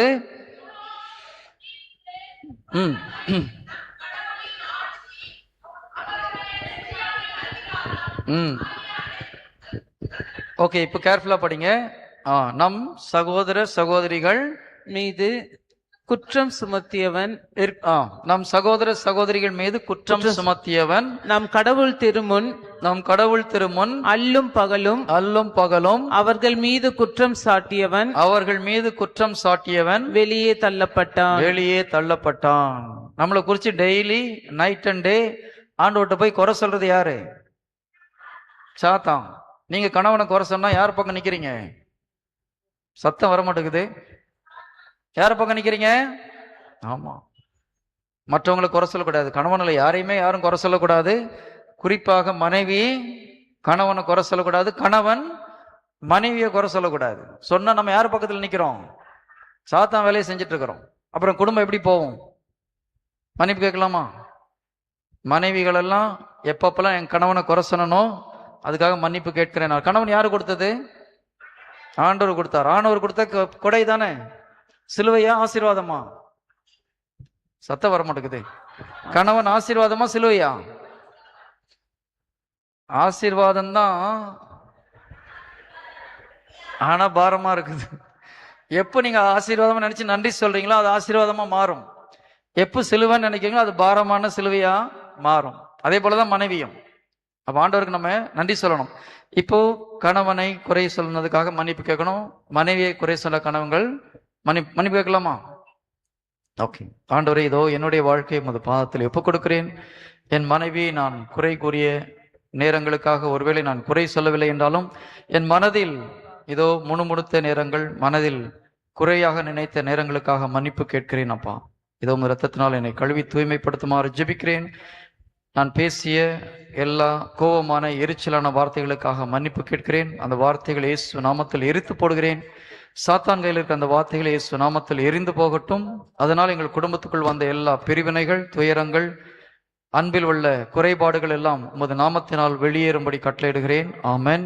இங்க இருக்கிற சகோதர சகோதரிகளை உமது பாதத்திலே சமர்ப்பிக்கிறேன். கண்ணம் போடணும். ஆண்டவர்கிட்ட ஒப்பு கொடுங்க. கணவன் மனைவி இதோ கல்வாரி சிலுவையில் இருக்கிற இயேசு கிறிஸ்துவினால நீங்க இருக்கிறீங்க. எந்தெந்த இடத்தில் கணவனை குறை கூறியிருந்தீர்களோ, எந்தெந்த இடத்தில் மனைவியை குறை கூறியிருந்தீர்களோ அதற்காக மன்னிப்பு கேளுங்க. ஒருவேளை அருட் சகோதரிகள் ஜீசஸ் மேல குறைப்பட்டிருந்தா, தன்னுடைய ஆன்மீக மனவாளனாக இயேசு கிறிஸ்து மேல் குறைப்பட்டிருந்தா, என்னுடைய கஷ்டம் உங்களுக்கு புரியல, அல்லது தங்களுடைய மேல் அதிகாரிகள் மேல் குறைப்பட்டிருந்தா அதற்காக மன்னிப்பு கேட்கலாம். ஆண்டவரே, இங்க இருக்கிற ஒவ்வொருவரும் இதோ தங்களுடைய தவறுகளை உணர்ந்து மன்னிப்பு கேட்கிற இந்த நிமிடத்தில் அப்பா நீர் மன்னிப்பதற்காக நன்றி. அவர்கள் பேசிய அந்த வார்த்தைகளை இயேசு நாமத்தில் எரித்து போடுகிறேன். சாத்தான் கையில் இருக்கிற அந்த வார்த்தைகள் இயேசு கிறிஸ்துவ நாமத்தில் எரிந்து போகட்டும். அதனால் குடும்பத்துக்குள்ளாக, சபைக்குள்ளாக, உறவுக்குள்ளாக வந்த எல்லா பிரிவினையின் ஆவிகள் இயேசு கிறிஸ்துவ நாமத்தில் நீங்கி போகட்டும். குறிப்பாக பெண்கள் உடலில் வந்த எல்லா நோய்களும், கணவனை எதிர்த்து பேசியதனால் வந்த நோய்கள் இயேசு கிறிஸ்துவ நாமத்தில் மறைந்து போகுமாறு கட்டளையிடுகிறேன். I rebuke every spirit of infirmity to leave them in the name of Jesus. Amen. Amen. உடல் வலியோட ஏதாவது லேடிஸ் வந்திருந்ததுன்னா அந்த வலி சரியாயிச்சான்னு பாருங்க. உடல் வலியோட, தோள்பட்ட வலி, இடுப்பு வலி, முதுகு வலி யாராவது வந்திருந்தீங்கன்னா எந்திரிச்சு செக் பண்ணி பாருங்க, அந்த வலி போயிருக்கும். யாருக்கும் நம்பிக்கை இல்லை, எந்திரிக்க மாட்டேங்கிறீங்க. ஒரே ஒரு அம்மா எந்திரிச்சு பாக்குறாங்க. செக் பண்ணி பாருங்கம்மா, சரியாயிடுச்சா? Very good. கரங்களை தட்டி அவனுக்கு நன்றி செலுத்துவோமா? சரி, இறை வார்த்தை நம்பிக்கையோட கேட்டீங்கன்னா உங்களுக்கு விடுதலை உண்டு. நான் சும்மா ப்ரீச் பண்ணிட்டு போல, இந்த வார்த்தைகள் உயிருள்ள ஜீவனுள்ள வார்த்தைகள். இதை நம்பும் பொழுது உங்களுடைய ஆன்மீக வாழ்க்கையிலும் விடுதலை உண்டு, உடலிலும் விடுதலை உண்டு, உலகப்பூர்வமான வாழ்க்கையிலும் விடுதலை உண்டு. இறை வார்த்தை உங்களுடைய ஆவி, ஆத்மா, சரீரம் அனைத்தையும் ஊடுருவக்கூடியது. எபிரேயர் 4:12 அப்படிதான் சொல்லுது. எடுத்து படிக்க வேணாம், நோட் பண்ணி வச்சுக்கோங்க இல்லையா? இறை வார்த்தை இரு பக்கம் தீட்டப்பட்ட எந்த ஒரு கருக்குள்ள பட்டயத்தை விட கூர்மையானது, ஆவியும் ஆத்மாவையும் பிரிக்கிறது, எலும்பு மஜ்ஜை எல்லாத்தையும் ஊடுருவி போகுதுன்னு சொல்லுது. அப்ப என்ன அர்த்தம் அதுக்கு? ஆவி, ஆத்மா, சரீரம் அனைத்தையும் சரி செய்யக்கூடியது. புரியுதுங்களா? அதனால இறை வார்த்தை நீங்க நம்பிக்கையோட கேட்டீங்க. உங்களை எதுக்கு நான் மன்னிப்பு கேட்கற சொல்றேன் தெரியுமா? ஒன்று, நீங்க செஞ்ச தப்பு திருப்பி செய்யக்கூடாது. ஒரு முடிவு எடுக்கணும். இதுக்கப்புறம் என் கணவனை குறை சொல்ல மாட்டேன், மனைவியை நான் குறை சொல்ல மாட்டேன். அப்படி முடிவு எடுத்தீங்கன்னா உங்க வாழ்க்கை சூப்பர் ஆகும். அது எப்படி தப்பு செய்யும் போது சும்மா இருக்கணும் இருக்கணும். ஆண்டவர் அப்படிதான் இருக்க சொல்றார். நீங்க குறை சொல்லி உங்க கணவர் தெரிஞ்சிட்டாங்களா உடனே? எத்தனை பேர் நான் சொன்ன உடனே வீட்டுக்காரர் தெரிஞ்சிட்டாருன்னு சொல்லுங்க, எத்தனை பேர் இருக்கிறீங்க இங்க? ஒரு கை மேல போக மாட்டேங்குது இல்லையா? அப்புறம் எதுக்கு குறை சொல்லணும்? நீங்க சொல்றதுனால அவர் திரும்ப போறது கிடையாது. ஆனா திடீர்னு நீங்க ஒரு 4 மாசம் 6 மாசம் உங்க வீட்டுல இருக்காரு, என்ன தப்பு பண்ணாலும் குறையே சொல்லுன்னு வச்சுக்கோங்களேன். அப்பதான் அவர் யோசிப்பாரு, என்னடா திடீர்னு என் வீட்டுக்காரி தலைகீழ மாறி போயிட்டா என்ன நடக்குது? ஓ, அருங்கொடை இல்லத்துக்கு போனா இப்படி ஒரு விஷயம் இருக்குதா, நம்மளும் போய் பார்க்கலாமேன்னு வருவார். நிறைய பேர் என்ன பண்றோம், இங்க வரீங்க, நீங்க கோயிலுக்கு வரீங்க, ஜெபம் பண்றீங்க, வீட்டுல போய் அதே மாதிரி இருக்கிறீங்க. எப்பவும் திட்டுற மாதிரி வீட்டுல திட்டுறது, குறை சொல்றது, கணவனுக்கு நிறைய அட்வைஸ் பண்றது. அவர் என்ன நினைப்பாரு, கோயிலுக்கு போற ஒன்னும் ஒரு மாற்றத்தையும் காணும். அப்ப நிறைய பேர் கோயிலுக்கு வராம இருக்கிறது காரணம் யாரு? கோயிலுக்கு போறவங்க தான். நிஜமா சொல்றேன், நான் தான். வெரி குட்மா, நீங்க சொல்றதுதான் கரெக்ட். யாரு காரணம்? நான் தான் காரணம். அவங்க பாக்குறாங்க, கோயிலுக்கு வராதவங்க, பக்தியா இல்லாதவங்க யாரை பாக்குறாங்க? கோயிலுக்கு போறவங்கள பாக்குறாங்க. பார்த்துட்டு இதுக்கு நானே பெட்டர்னு முடிவு பண்றாங்க. நிறைய இடத்துல அப்படி நடக்குது. டெய்லி கோயிலுக்கு போறவங்க, ஜெபிக்கிறவங்க எல்லாம் பார்த்துட்டு, பிரதர் ஒன்னும் வாழ்க்கையில காணும் பிரதர். அப்புறம் எப்படி மாறுவாங்க இல்லையா?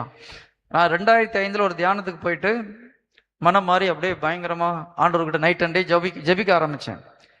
என் ஒய்ஃப் ஒரு வாரம் பார்த்தாங்க, என்ன திடீர்னு இருந்தாலும் வேற மாதிரி ஆயிட்டான், இது வரைக்கும் வேற மாதிரி இருந்தான், நல்லா தானே இருந்தான், என்ன ஆச்சு இந்த ஆளுக்கு?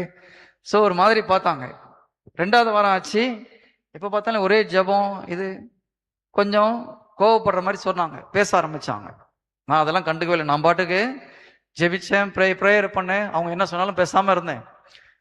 1 வாரம் ஆச்சு, 2 வாரம் ஆச்சு, 3 வாரம் ஆச்சு, கொஞ்சம் டார்ச்சர் பண்ற மாதிரி பேச ஆரம்பிச்சாங்க. நான் ஒன்றும் கண்டுக்கவே இல்லை. ஆண்டவரே நீர் எனக்கு போதும், என் ஒய்ஃபை நீங்க பார்த்து சரி பண்ணுங்க, என்ன முதல்ல சரி பண்ணா போதும், என்ன சரி பண்ணதில்லை. நான் கடவுளுக்குள்ள 1 மாசம் பாவ சைத்தனம் பண்ணேன். 1 மாதம் ஒவ்வொரு நிமிடமும் என் வாழ்க்கையில் செய்த தவறுகளுக்காக பாவ சைத்தனம் பண்ணேன்.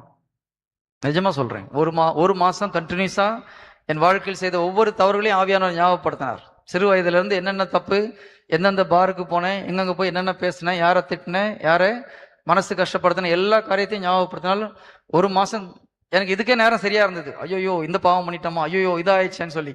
ஒரு பக்கம் என் மனைவி திட்டி தீக்கிறா, பயங்கர என்னென்னமோ பண்ணி பார்க்கறா. எனக்கு ஆச்சரியம், என் மனைவி அப்படி கிடையாது, ரொம்ப நல்லவா. நாங்கள் லவ் பண்ணி மேரேஜ் பண்ணோம், ரொம்ப அருமையா சந்தோஷமான ஒரு வாழ்க்கை தான். இப்போ வித்தியாசமா என்னென்னமோ பண்ணோம், நான் ஆனால் கவலைப்படலை. 3 மாதமா எல்லாம் ட்ரை பண்ணி பார்த்துட்டு 3 மாசம் கழிச்சு ஒரு நாள் கூப்பிட்டு கேட்டான், என்னாச்சு உங்களுக்கு அப்படின்னா. இல்லை தியானத்துக்கு போயிட்டு வந்து ஆண்டவர் என்ன தொட்டுட்டார். நானும் தான் தியானத்துக்கு வந்தேன், அது எனக்கு தெரியாது. இப்ப எனக்கு ஆண்டவர் முக்கியம்னு தெரிஞ்சு போச்சு. சரி என்ன பண்ணி உங்களுக்கு மாறினீங்க? அப்போ ஸ்லோவா கேட்க ஆரம்பிச்சான், என்ன மாற்றம் வந்தது, எதனால ஆச்சு?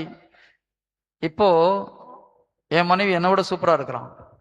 கரங்களை தட்டி அவனுக்கு நன்றி செலுத்துவோமா? நாங்க ஜீசஸ் மினிஸ்ட்ரின்னு ஒரு மினிஸ்ட்ரி திருச்சிபையில வச்சு நடத்திட்டு இருக்கோம். இந்த மினிஸ்ட்ரிக்கு என் மனைவி தான் ஹெட்டு, நான் ஆலோசகர் தான். யாரு ஹெட்டு? ஆண்டவர் ஒரு ஸ்டேஜில் ஒரு வருஷத்துக்கு முன்னால திடீர்னு சொன்னார், சாவி எடுத்து உங்க ஒய்ஃப்ட்ட கொடுத்துரு, நீ ஆலோசகர் மாதிரி இருந்தா போதும் அப்படின்னு சொல்லிட்டு. ஏன்? என்னை விட அவங்க பயங்கர டெடிகேஷன். நான் சில நேரத்தில் 10 மணி ப்ரேயர்னா 10:05 கூட சில நேரத்தில் ஏதாவது வேலை இருந்தாலும் லேட்டாக வருவேன். என் மனைவி 10 மணிக்கு ஜெபம்னா 9:50க்குலாம் இல்லை 9:45க்குலாம் அங்கே ரெடியாக உட்காந்துட்டு இருப்பாங்க, ஜூம் இதை ஆன் பண்ணி வச்சுட்டு. Praise the Lord. Praise the Lord. Hallelujah. Hallelujah. Hallelujah. Hallelujah. சிறியவற்றில் நம்பிக்கைக்குரியவராய் இருந்தால் பெரியவற்று. ஓகேங்களா? அப்போ என் மனைவி எதனால மாறினாங்க? நான் ப்ரீச் பண்ணதுனால சொன்னதுனால கிடையாது. உண்மையிலே இவர்கிட்ட ஒரு சேஞ்சஸ் இருக்கு. அந்த மாற்றம் எனக்கும் தேவை. ஆதி திருச்சபையில மற்ற மக்கள், கிறிஸ்தவ மக்களை பார்த்து மனம் மாறினது போய் பிரசங்கம் பண்ணதுனால மாத்திரம் கிடையாது. பிரசங்கம் பண்ணது ரொம்ப முக்கியம், இல்லைன்னு சொல்ல வரல. இறை வார்த்தையை அறிவிப்பது மிக முக்கியம். அதே போல நம்முடைய வாழ்க்கையில் வாழ்ந்து காண்பிப்பது மிக மிக அவசியம். நான் நேத்து சொன்னேன்னா, அங்க நேத்து ஊழியர்கள் மீட்டிங்ல சொன்னேன், 10 வருடமா நான் கோயிலுக்கு போகாம இருந்தேன். அதுக்கு ஒரு முக்கியமான காரணம் என்ன தெரியுமா? பக்தியா ரொம்ப கோயிலுக்கு போனவங்க எல்லாம் என் பார்வையில ஒன்றும் என்னை விட மோசமா இருந்தாங்க. அது தவறு, அந்த முடிவு தவறு. இருந்தாலும் எதுக்கு சொல்றேன்னா, வெளியில இருக்கவங்க அப்படிதான் பார்ப்பாங்க. நீ என்னடா கோயிலுக்கு போற, என்னோட மோசமா இருக்கிற, அப்புறம் என்னத்துக்கு நீ கோயிலுக்கு போறேன்றதான் அவங்க மனசுல வரும். கரெக்டா? அப்போ ஒரு கணவன் இன்னும் மாறலைன்னா முதல்ல யார் மாறணும்? மனைவி மாறணும். நான் கோயிலுக்கு போறேன் பிரதர், என் மனைவி சரியா வர மாட்டேங்கிறாருன்னா யாரு மாறணும்? கணவன்கிட்ட என்ன நிறைய மாற்றம் தேவைப்படுது. அதை கண்கூட அவங்க பார்க்கும் பொழுதுதான் மாறுவாங்க. ஆஹா, இத்தனை வருஷம் எங்க குழுல ஒரு சகோதரி நேத்து நிறைய விட்னஸ் எங்கள்கிட்ட சொல்லிட்டு வந்தாங்க, பிரதர் எங்க வீட்டுக்காரர் பயங்கரமா மாறிட்டாரு பிரதர். ஏன்? முதல்ல மாறினது யாரு தெரியுமா? இந்த சகோதரி மாறினாங்க. ஆமென். சகோதரி மாற மாற என்ன ஆகுது? கணவர் மாறுறாரு. இதுக்கு முன்னால வீட்டுல டெசிஷன்லாம் அவங்க தான், மனைவி தான் எடுப்பாங்க. ஏன் தெரியுமா? அவருக்கு ஒன்றும் தெரியாது பிரதர், ஒன்றும் செய்ய மாட்டாரு பிரதர், ஒன்றும் பேச மாட்டாரு பிரதர். முடிவெல்லாம் யார் எடுக்கிறது? மனைவி எடுத்துட்டு இருந்தாங்க. இப்போ சொல்லலாமா? அனுமதியோடு பையனுக்கு வெளிநாட்டுல இருந்து ஒரு வேலை வந்தது. இவங்க போய் கொஞ்சம் விசாரிச்சுட்டு கணவன்கிட்ட போயிட்டு, எங்க நீங்க சரியா விசாரிச்சு பாருங்க, பையன் போற கம்பெனி நல்ல கம்பெனியா இல்லையான்னு தெரியல, அதனால நீங்க விசாரிச்சு பாருங்க. கணவனுக்கு ஒரே சந்தோஷம். இத்தனை வருஷம் நம்மள மனுஷனா மதிக்காத என் ஒய்ஃப் இன்னைக்கு நம்பி ஒரு வேலையை கொடுத்துருக்கான்னு அவரு ஓடி ஓடி ஓடி தெரிஞ்ச ஃப்ரெண்டுகிட்ட கேட்டு கடைசியில வெளிநாட்டுல தான் அந்த கம்பெனி ஓனர்கிட்ட போட்டு ஃபோன் பண்ணி பேசி, உன் கம்பெனி எப்படி நல்ல கம்பெனியா, எத்தனை பேர் இருக்கிறாங்க, எவ்வளவு நாள் கம்பெனி வச்சிருக்கிற, என்ன வேலைக்கு என் பையனை கூப்பிடுற, எல்லாம் விசாரிச்சுட்டு ஒய்ஃப்ட்ட வந்து, ஏமா அந்த ஓனர்கிட்ட நான் பேசிட்டேன், கம்பெனி நல்ல கம்பெனி தான், அனுப்பி விடலாம். இவங்களுக்கு பயங்கர ஆச்சரியம். என் வீட்டுக்காருக்கு இவ்வளவு ஃப்ரெண்ட்ஸ் இருக்கிறாங்க, இவ்வளவு விஷயம் தெரியும்னு இது வரைக்கும் எனக்கு தெரியாது பிரதர். குடும்பம் சூப்பரா போதா போலியா? கணவனை டெசிஷன் எடுக்கிறதுக்கு மனைவி அலோ பண்ணணும், அதற்கு ஒத்துழைக்க வேண்டும். ஒரு முறை 2 முறை கணவன் தவறு செஞ்சா, அவங்க டெசிஷன்ல தப்பு வந்தா குறை சொல்லாம அதை பரவாயில்ல, நோ ப்ராப்ளம், 2 பேரும் சேர்ந்து அதை சரி செய்யலாம்னு சொல்லி போகும்பொழுது சிறிது சிறிதாக அந்த கணவனுக்கு குடும்பத்தை வழிநடத்தக்கூடிய நம்பிக்கையும் ஞானமும் தைரியமும் வரும். Praise the Lord. Praise the Lord. Hallelujah. Hallelujah. Okay, எழுந்து ஒரு சிறிய பாடல் பாடலாமா?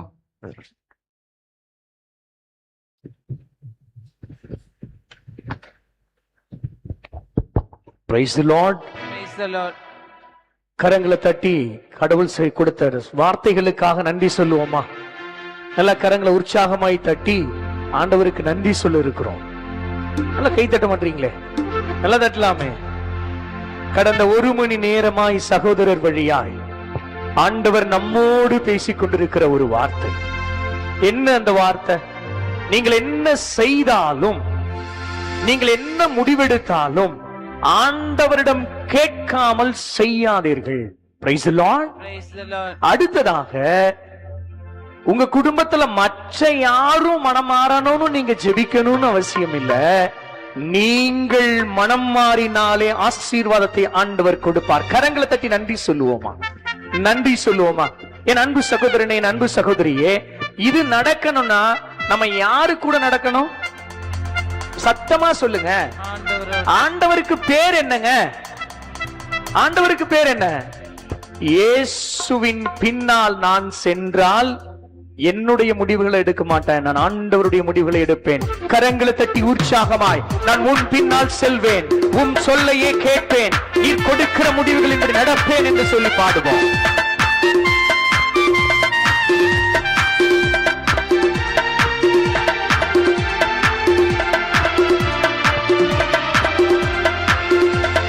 இயேசுவின் பின்னால் நானும் செல்வேன், திரும்பி பார்க்க மாட்டேன், நான் திரும்பி பார்க்க மாட்டேன். சத்தமாய்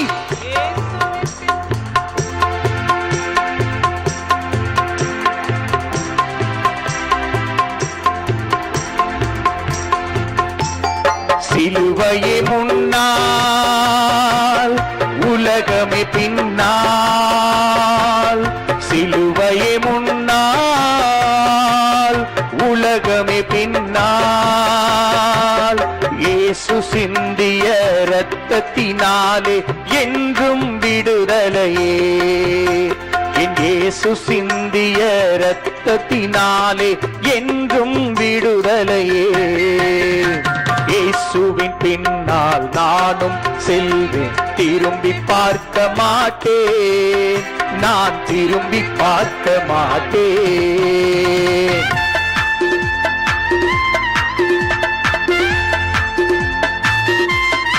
இயேசுவுடைய வார்த்தைகளை இதயத்திற்குள் முழுவதுமாய் ஏற்றுக்கொண்டவர்களாய், ஆண்டவருடைய வார்த்தையை கேட்கிறவர்களாய் மட்டுமல்லாமல் ஆண்டவருடைய வார்த்தையை வாழ்கிறவர்களாய் நாம் மாறிட இயேசு கிட்ட நம்ம ஒப்பு கொடுத்து மகிழ்ச்சியோடு ஆண்டவரை நோக்கி பாடி ஆண்டவருடைய உதவியை ஒத்தாசையை கேட்போம். உலகத்தின் பெருமை செல்வத்தின் பற்று எல்லாம் உதறிவிட்டேன், உடல் பொருளாவி உடைமைகள் யாவும் ஒப்பு கொடுத்து விட்டேன்.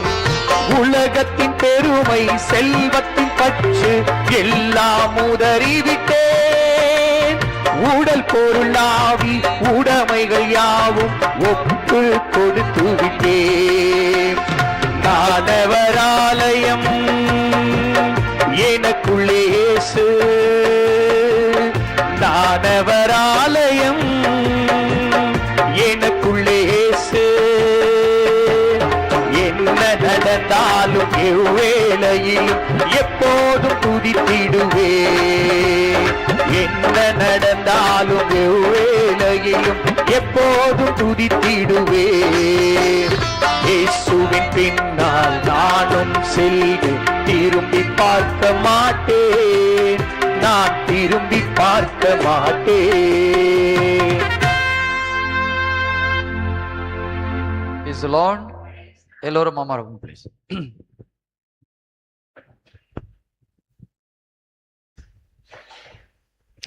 ஓகே, பெண்கள் இயேசு கிறிஸ்துவிடம் வந்து ஒரு சில விஷயத்தை கத்துக்கலாம். கரெக்டா?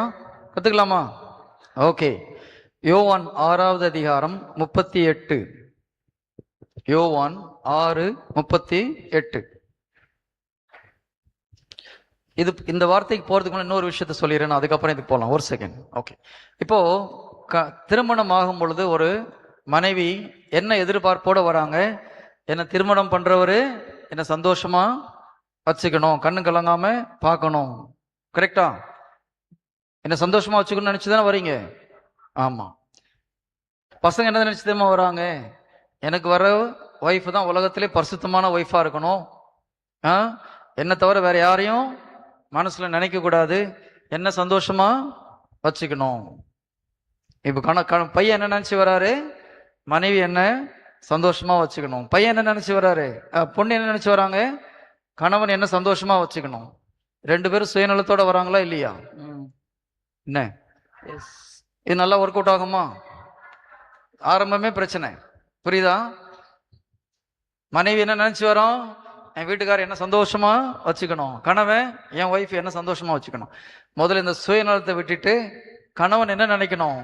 என் மனைவி அவங்க வீட்டுல சந்தோஷமா இருந்தாலும் இல்லையா தெரியல, வசதியா இருந்தா இல்லையான்னு தெரியல, என்கிட்ட வந்த அப்புறம் கண்ணுல இருந்து கண்ணீர் வரக்கூடாது, வந்தா அது ஆனந்த கண்ணீரா தான் இருக்கணும், அந்த மாதிரி என் ஒய்ஃபை வச்சுப்பேன்னு கணவன் வரணும். கரெக்டா? ஸோ மனைவி எப்படி வரணும்? நான் மட்டும் நல்லா இருந்தா போதுன்னு வரணுமா? கணவன் வீட்டுல எப்படி இருந்தாரோ தெரியல, அவங்க அப்பா அம்மா எப்படி வளர்த்தாங்களோ தெரியல, என்கிட்ட வந்த அப்புறம் அவரு கவலையே இல்லாம நான் சந்தோஷமா வச்சுக்கணும்னு வந்தா இந்த மேரேஜ் சூப்பரா போகும். Praise the Lord. Praise the Lord. Hallelujah. Hallelujah. Hallelujah. Hallelujah. அதுதான் உண்மையான அன்பு. ஆனா நம்ம யாரும் அப்படி பண்ணாலும் என்னை சேர்த்து தான் சொல்றேன் இல்லையா? திருமணம் ஆகும்போது எனக்கு இதெல்லாம் சொல்லிக் கொடுக்கல யாரும், அப்புறம் ஆவியானவர் தான் சொல்லிக் கொடுத்தார். இதெல்லாம் சுயநலம், சுயநலத்துக்காக நீ திருமணம் பண்ணடா, அதனாலதான் இந்த பிரச்சனை. திருமணம் என்பது மனைவிக்கு கணவன் உதவி செய்யறது. ஆண்டவர் என்ன பண்றாரு? உனக்கு தகுந்த துணையை கொடுக்குறேன். ஏவாள் ஆதாமுக்கு தகுந்த துணை அப்படின்னா என்னது? எல்லா விதத்திலையும் அவனுக்கு உதவி செய்யணும். கடவுளுடைய வார்த்தையை, கடவுளுடைய திட்டத்தை செய்து முடிப்பதற்கு மனைவி உதவி செய்ய வேண்டும். கணவன் மனைவிக்கு உதவி, ஒருத்தருக்கு ஒருத்தர் உதவி செஞ்சு அவங்கள சந்தோஷமா வைக்கணும், அவங்களுடைய வேலைகளை செய்து முடிக்கணும். ஆனா நம்ம என்ன பண்றோம்? என் ஒய்ஃப் என்ன பார்த்துக்கணும் அப்படின்னு ஆண்கள் வராங்க, மனைவி என் கணவன் என்ன நல்லா வச்சுக்கணும். சுயநலத்தோடு நம்ம வாழ்க்கையை தொடங்குவதனால அது பிரச்சனையில போய் முடியுது. ஆண்டவர்ட்ட மன்னிப்பு கேட்கலாமா? கேட்கலாமா? எத்தனை பேர் கேட்கலாம்னு சொல்றீங்க? Okay, very good. ஆண்களும் ஒத்துக்கிறாங்க. Very good. Praise the Lord. உண்மையில இது நம்ம தெரியாம செஞ்சிருக்கோம். நிறைய நேரத்தில் நம்ம இதெல்லாம் யோசித்து பார்க்கல. ஏதோ திருமண வாழ்க்கையில சந்தோஷம், ஓகே மனைவி என்ன பார்த்துக்கணும், நான் மனைவி அதே போல கணவன் என்ன பார்த்துக்கணும் நம்ம நினைச்சு போறோம். ஆனா உண்மையில அது ஒரு சுயநலமாக இருக்கிறது. உண்மையான அன்புனாலே வந்து நம்மளை கொடுக்கிறது தான். தியாகம் தான் அன்பு இல்லையா? அன்பு என்பது மகிழ்ச்சியோடு நம்மை மற்றவர்களுக்கு கொடுப்பது, மகிழ்ச்சியோடு நம்மை மறக்கடிப்பது, மகிழ்ச்சியோடு நாம் நமக்கு மறிப்பது, மகிழ்ச்சியோடு சுயத்துக்கு மறிக்கிறதுக்கு பேர் தான் அன்பு. அன்புனா என்னது? மகிழ்ச்சியோடு சுயத்துக்கு மறிப்பது. இயேசு கிறிஸ்து கல்வாரி சிலுவையில நாய் அடிச்சு கொள்ற மாதிரி கொண்டாங்க, தெரு நாய் அடிச்சு கொள்ற மாதிரி கொண்டாங்க. கரெக்டா? அதை விட மோசமா ஆண்டவரை டார்ச்சர் பண்ணாங்க. அவர் மகிழ்ச்சியா இருந்தாரா இல்லையா? இருந்தாரா? சத்தத்தை காணோம். எபிரேயர் 12வது அதிகாரம் 2வது வசனம் நோட் பண்ணிக்கோங்க, எடுக்க வேண்டாம். அதுல ஆண்டவர் அவ்வளோ பிரச்சனையில சிலுவையில கல்வாரி சிலுவை சுமந்து போகும்போதும் மகிழ்ச்சியோடு போறார். என்ன மகிழ்ச்சி? நான் இவ்வளவு கஷ்டப்பட்டு எல்லாம் பண்ணா என்னுடைய பிள்ளைகள் ஆவிக்குரிய ஒரு பிள்ளைகளாக பிறப்பார்கள், நரகத்துக்கு போகாம மோட்சத்துக்கு என் பிள்ளைங்களை கொண்டு போய் சேர்க்க முடியும். அதுக்காக இந்த பிரச்சனையில இன்னும் எத்தனை அடி அடிச்சாலும் நான் வாங்கிறதுக்கு ரெடி. அதுதான் அன்பு. அன்புக்கு டெஃபினேஷன் ஜீசஸ் தான் இல்லையா? அப்ப நம்ம ஒரு காரியத்தை நாம் குடும்பத்துக்காக இழக்கும் போது எல்லாத்தையும் விட்டு கொடுக்க வேண்டியதா இருக்குது. நிறைய மனைவிகள் இந்த கவுன்சிலிங்ல வந்து புலம்புற ஒரு வார்த்தை, நான் எனக்காக வாழ்ந்தது கிடையாது பிரதர், எல்லாம் என் பிள்ளைங்களுக்காகவும் வீட்டுக்காரருக்காகவும் வாழ்ந்தீங்க, ஆனா சந்தோஷமா விட்டு கொடுத்தீங்களா? சந்தோஷமா தியாகம் பண்ணீங்களா? அதான் முக்கியம். நிறைய பேருக்கு அது பெயின்ஃபுல்லா இருக்குது. செய்றீங்க நீங்க, நிறைய பெண்கள் ஆண்களை விட அதிகமா தியாகம் செய்றீங்க, இல்லைன்னு சொல்லலை. ஆனால் அதை மகிழ்ச்சியோடு செய்தீர்களா? ஜீசஸ் அழுதுட்டு கல்வாரி சிலுவைக்கு போல, இவ்வளவு கஷ்டப்படணுமா, நான் ஒரு பாவமும் செய்யலையே, இதுங்க பண்ண அநியாயத்துக்கு நான் எதுக்கு இந்த கஷ்டப்படணும்னு புலம்பிட்டு போனாரா? ஆனா நீங்க எப்படி இருக்கிறீங்க? என் குடும்பத்துக்காக என் வாழ்க்கையே போச்சு பிரதர், எனக்கு ஒரு சந்தோஷமும் இல்லை.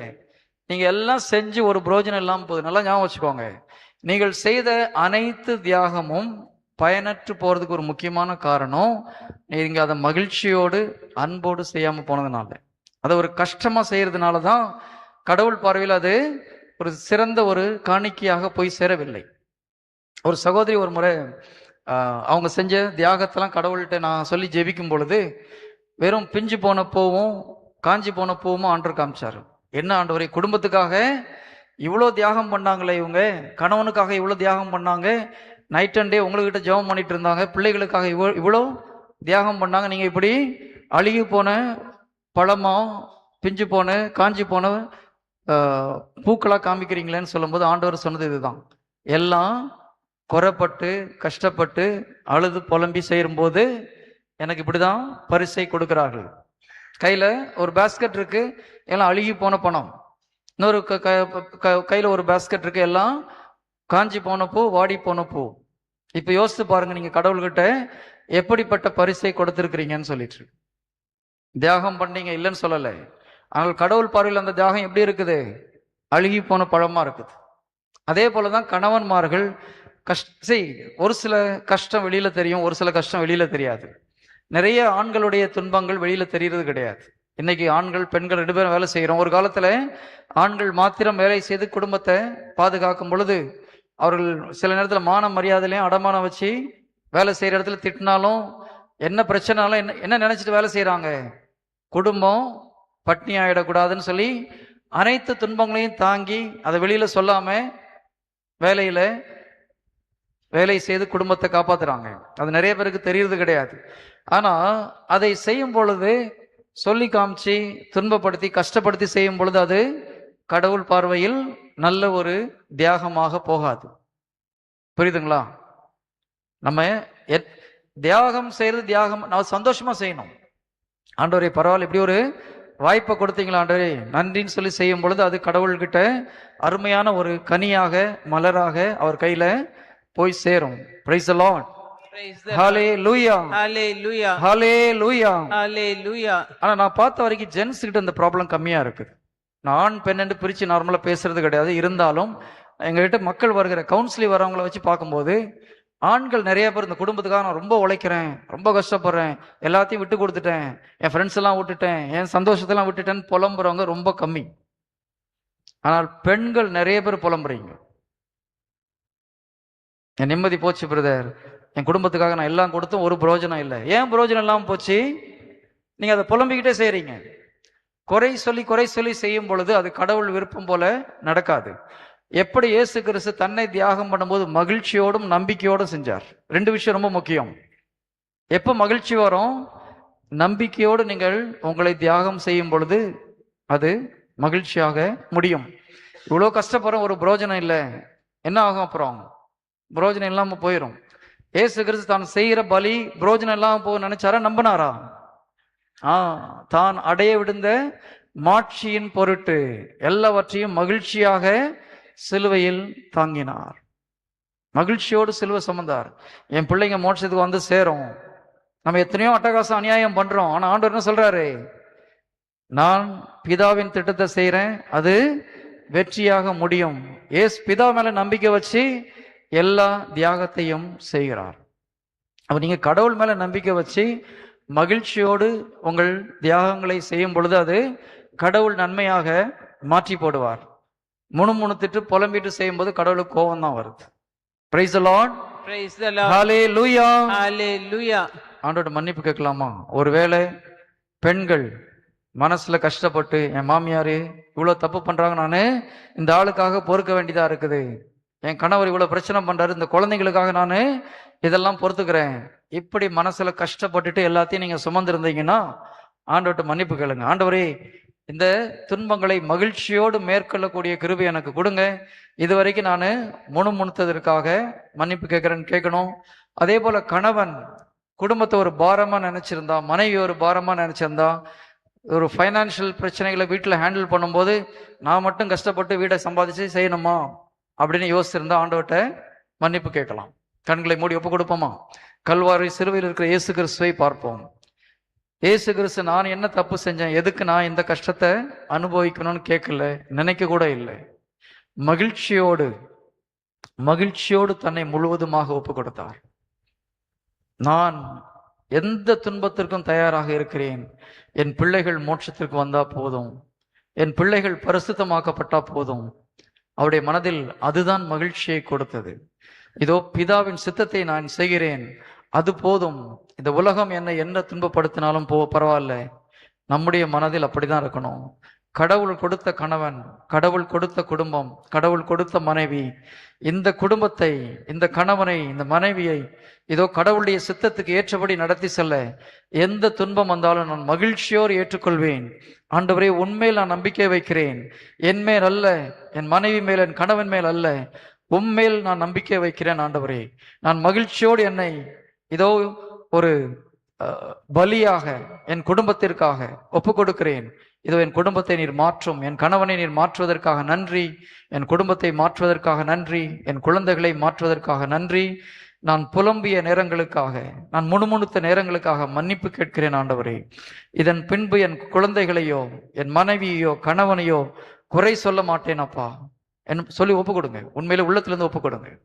குறை சொன்ன தருணங்களுக்காக, கணவனை குறித்து குறை சொல்லி முணுமுணுத்த தருணங்களுக்காக, நீங்க செய்த தியாகத்தை பெரிதாக மற்றவங்ககிட்ட சொல்லி காமிச்சதுக்காக, குழந்தைகள் முன்பாக நான் குடும்பத்திற்காக அதிகமா கஷ்டப்படுறேன்னு சொன்ன நேரத்திற்காக மன்னிப்பு கேளுங்க. கணவன்மார்கள் அந்த மாதிரி பேசியிருந்தீங்கன்னா மன்னிப்பு கேளுங்க. நான் மட்டும் உழைச்சி இந்த குடும்பத்தை காப்பாத்துறேன்னு நீங்க பேசியிருந்தீங்கன்னா மன்னிப்பு கேளுங்க. மனிதன் ஓடுவதனாலும் உழைப்பதினாலும் அல்ல, ஆண்டவருடைய இரக்கத்தினால் எல்லாம் கூடும். நீங்க ஓடினாலும் உழைச்சாலும் கடவுள் இறக்கப்படவில்லைன்னா உங்க கையில ஒரு பைசா நின்று இருக்காது. அதை நம்பி, ஆண்டவரே, நான் பெருமையாக பேசியதற்காக, நான் துன்பப்படுகிறேன், நான் கஷ்டப்படுகிறேன், அதனால சம்பாதிக்கிறேன் என்று பெருமைப்பட்ட தருணங்களுக்காக மன்னிப்பு கேளுங்க. ஆமாண்டவரே, இதோ நான் என்னுடைய ஞானத்தினால், என்னுடைய திறமையினால் நான் சம்பாதிக்கிறேன் என்ற நினைத்த எண்ணங்களுக்காக, தருணங்களுக்காக மன்னிப்பு கேட்கிறேன். அப்பா, என்னை மன்னியும். தாழ்ச்சியை உம்மிடமிருந்து கற்றுக்கொள்ளக்கூடிய கிருபை எங்களுக்கு நீங்க கொடுங்க ஆண்டவரே. Thank you my Lord. எல்லா முணுமுணுத்த தருணங்களுக்காக மன்னிப்பு கேட்கிறோம். ஆமென். Praise the Lord. Praise the Lord. Praise the Lord. Praise the Lord. Hallelujah. Hallelujah. ஆஹா, டைம் ஓடி போச்சு பிரதர். இன்னும் ஒரு 3 hours ஆகும்னு நினைக்கிறேன். அதனால நம்ம இன்னொரு முறை கடவுள் இங்க கொண்டு வந்தா அதை கண்டினியூ பண்ணலாம். இன்னொரு 5-10 minutes இருக்குது. உலகத்துல நிறைய இடத்துல பாத்தீங்கன்னா மாமியாருக்கும் மருமகளுக்கும் அதிகமா சண்டை வருதா, இல்லை மாமனாருக்கும் மருமகளுக்கும் அதிகமாக சண்டை வருதா? எதனால யோசித்து பார்த்துருக்கீங்களா? என்ன சிஸ்டர்? வேண்டாத ஏதாவது மருமக செஞ்சா சண்டை வருது. இப்படிதான் மாமியார் சொல்றாங்க. மருமக என்ன சொல்றா? பெருசுங்க சும்மா இருக்க மாட்டேங்குது, அதனால சண்டை வருது. கரெக்டா? ஒரு 40க்கு கீழே இருக்கவங்க என்ன சொல்றாங்க? பெருசுங்க சும்மா இருக்க மாட்டேங்குது, ஏதாவது தோணன்னு பேசிட்டே இருக்கு, அதனால சண்டை வருது. 60க்கு மேல இருக்கவங்க என்ன சொல்றாங்க? ஒழுங்கா இருந்தா நான் எதுக்கு திட்ட போறேன்? இதுதான் பிரச்சனை. நல்லா ஞாபகம் வச்சுக்கோங்க. இது ஒரு முக்கியமான ஒரு விஷயம். நிறைய நேரத்துல பெண்கள், முதல்ல சொன்னேன் இல்லையா, நாங்க எங்க குடும்பத்துக்காக உழைக்கிறோம், குடும்பத்துக்காக நாங்க தியாகம் பண்றோம், கணவனுக்காக விட்டு கொடுக்கிறோம், இதெல்லாம் உள்ள காயமா உட்கார்ந்துட்டு இருக்குது. இயேசு கிறிஸ்து துன்பப்படும் பொழுது அவர் உள்ளம் காயப்படலை, மகிழ்ச்சியோடு செய்தார். கடவுளுடைய திட்டத்தை நான் செய்கிறேன், என்னுடைய பலியினால் இந்த உலகம் ரட்சிக்கப்பட போகிறது, நரகத்துக்கு போக இருக்கிற என் பிள்ளைங்க மோட்சத்துக்கு வருவாங்கன்னு மகிழ்ச்சியோடும் சந்தோஷத்தோடும் செஞ்சதுனால அவர் உள்ளத்தில் காயம் ஏற்படவில்லை. நீங்க என்ன பண்றீங்க? எல்லா தியாகத்தையும் மனசுல வெறுப்போட கஷ்டத்தோட செய்யறதுனால உங்கள் உள்ளம் எல்லாம் புண்ணாய் போயிருக்குது. எசையா தீர்க்கதரிசி எழுதிய புத்தகம் 1வது அதிகாரம் 6வது இறை வார்த்தை. எசையா 1:6. உள்ளங்கால் முதல் உச்சந்தலை வரை உங்கள் உடலில் நலமே இல்லை. நார்மலா நம்ம என்ன சொல்லுவோம்? உச்சந்தலை முதல் உள்ளங்கால். இங்க ஆண்டவர் எங்க இருந்து ஆரம்பிக்கிறாரு? ரூட்ல இருந்து ஆரம்பிக்கிறாரு. நல்லா கவனிங்க. இயேசு கிறிஸ்து எப்பவுமே ரூட்ல இருந்து தான் கிளியர் பண்ணுவார். எங்க இருந்து ஆரம்பிக்கிறாரு? உள்ளங்காலிலிருந்து உச்சந்தலை வரை உங்கள் உடலில் நலமே இல்லை. ஆனால் காயங்கள் கன்றி போன வடுக்கள் சீழ்வழியும் புண்களே நிறைந்துள்ளன. அங்கே சீழ் பிதுக்கப்படவில்லை, கட்டு போடப்படவில்லை, எண்ணெய் பூசி புண் ஆற்றப்படவும் இல்லை. இதை எதை சொல்றாரு? உடம்புல உள்ள புண்ணை சொல்லல ஆண்டவர், உங்கள் மனசுல உள்ள காயத்தை சொல்றாரு. நிறைய பெண்கள் தங்களுடைய வாழ்க்கையில் அனுபவித்த துன்பங்கள், கஷ்டங்களை கஷ்டமா நினைச்சதுனால அது ஒரு மகிழ்ச்சியோடு, ஒரு சாக்ரிஃபைஸா நினைக்காம, கடவுளுக்காக நான் இதை விட்டு கொடுக்கிறேன் ஒரு சந்தோஷமா நினைக்காம கஷ்டப்பட்டதுனால உள்ள எல்லாம் எப்படி ஆகி போயிருக்குது? எல்லாம் காயமா இருக்குது. உள்ளங்கால் முதல் உச்சம் தலைவரை வரை உங்கள் உடலில் நலமே இல்லை, காயங்கள் கன்றி போன வடுக்கள் சீழ்வடியும் புண்களே நிறைந்துள்ளன. இந்த சீழ்கள் பிதுக்கப்படவில்லை, கட்டு போடப்படவில்லை, எண்ணெய் பூசி ஆற்றப்படவும் இல்லை.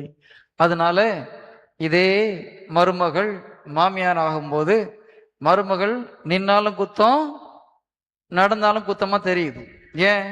அந்த காலத்துல மாமியாருங்க நிறைய பேர் பேசுறாங்களா, பேசலையா? நீங்க மாமியார் ஆனப்புறம் இதே மாதிரி பேசக்கூடாதுன்னா முதல்ல இந்த காயங்கள் எல்லாம் ஆற்றப்பட வேண்டும். நிறைய மாமியாருங்கள் மருமகளா இருந்து மாமியார் ஆனவங்க தானே.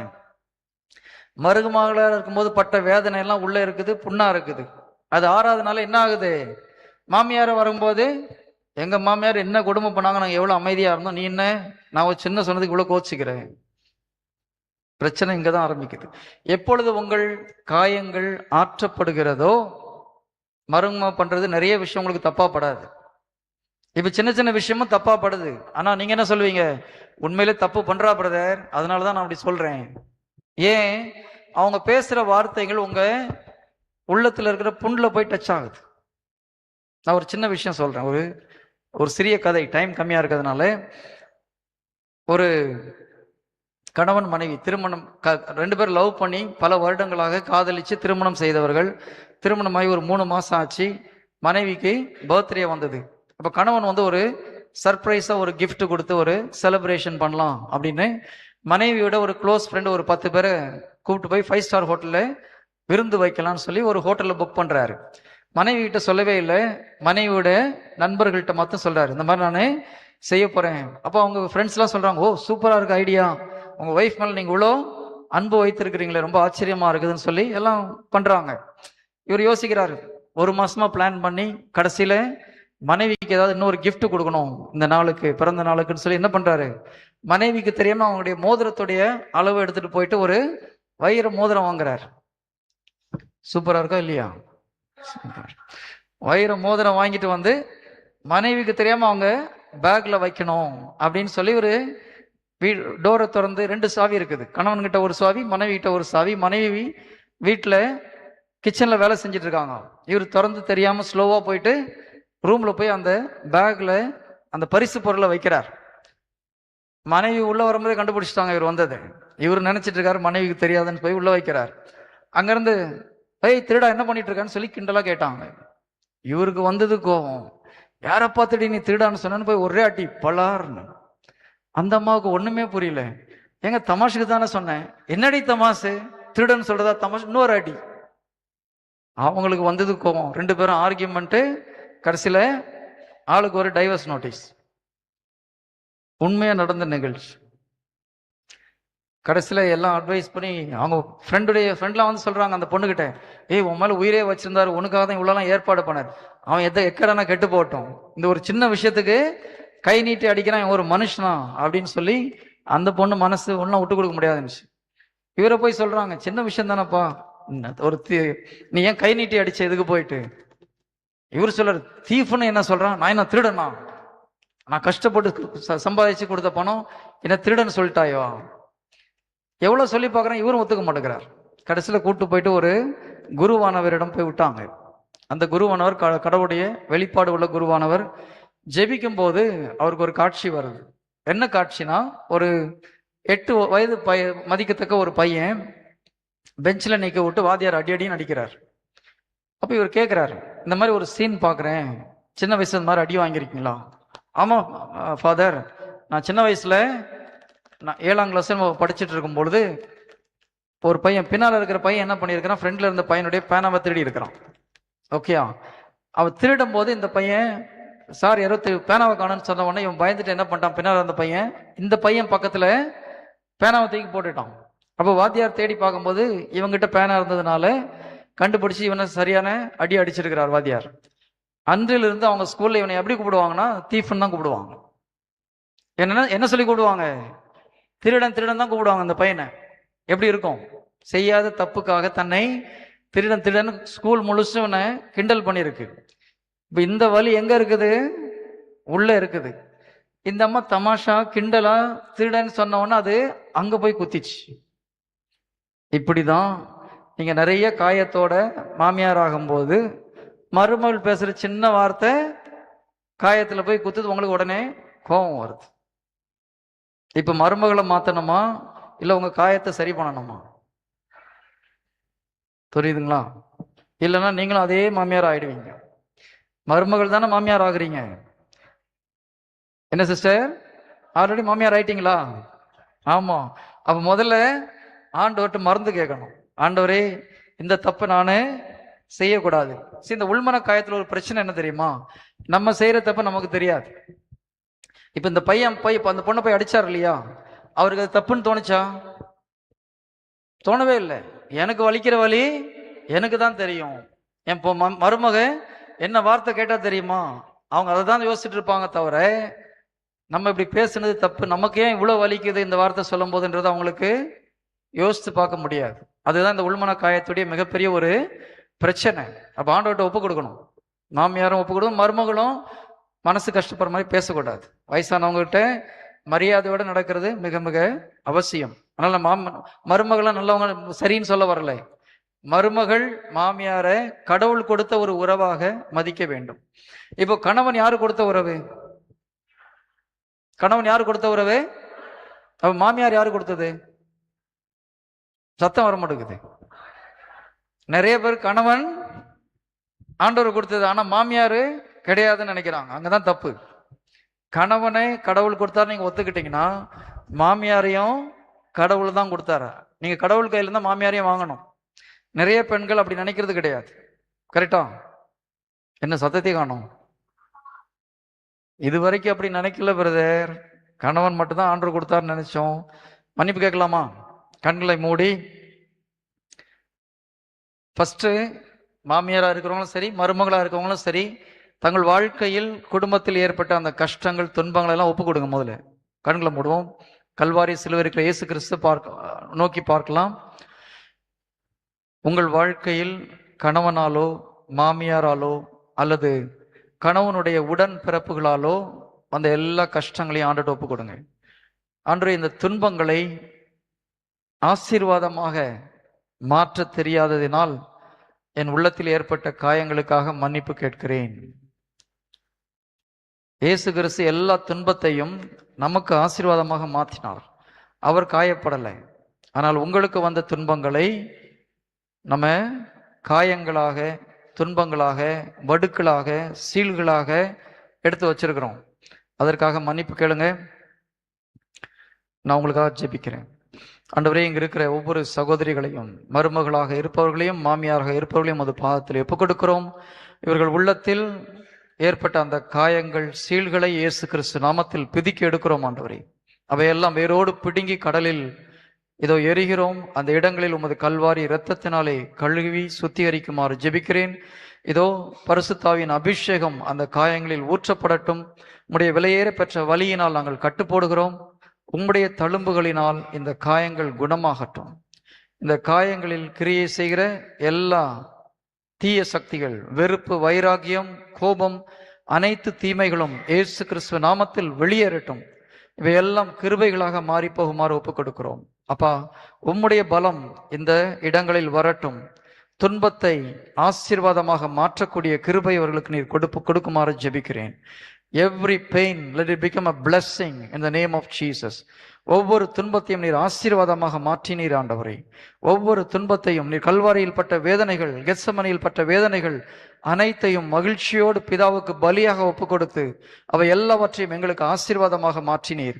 அந்த ஒரு ரகசியத்தை, அந்த ஒரு உண்மையை புரிந்து கொள்ளக்கூடிய கிருபையை ஒவ்வொருவருக்கும் நீர் கொடுக்குமாறு இயேசு கிறிஸ்து நாமத்தில் ஜெபிக்கிறோம் பிதாவே. ஆமென். Praise the Lord. Hallelujah. Hallelujah. Okay, யோவான் 5:19. யோவான் 5:19.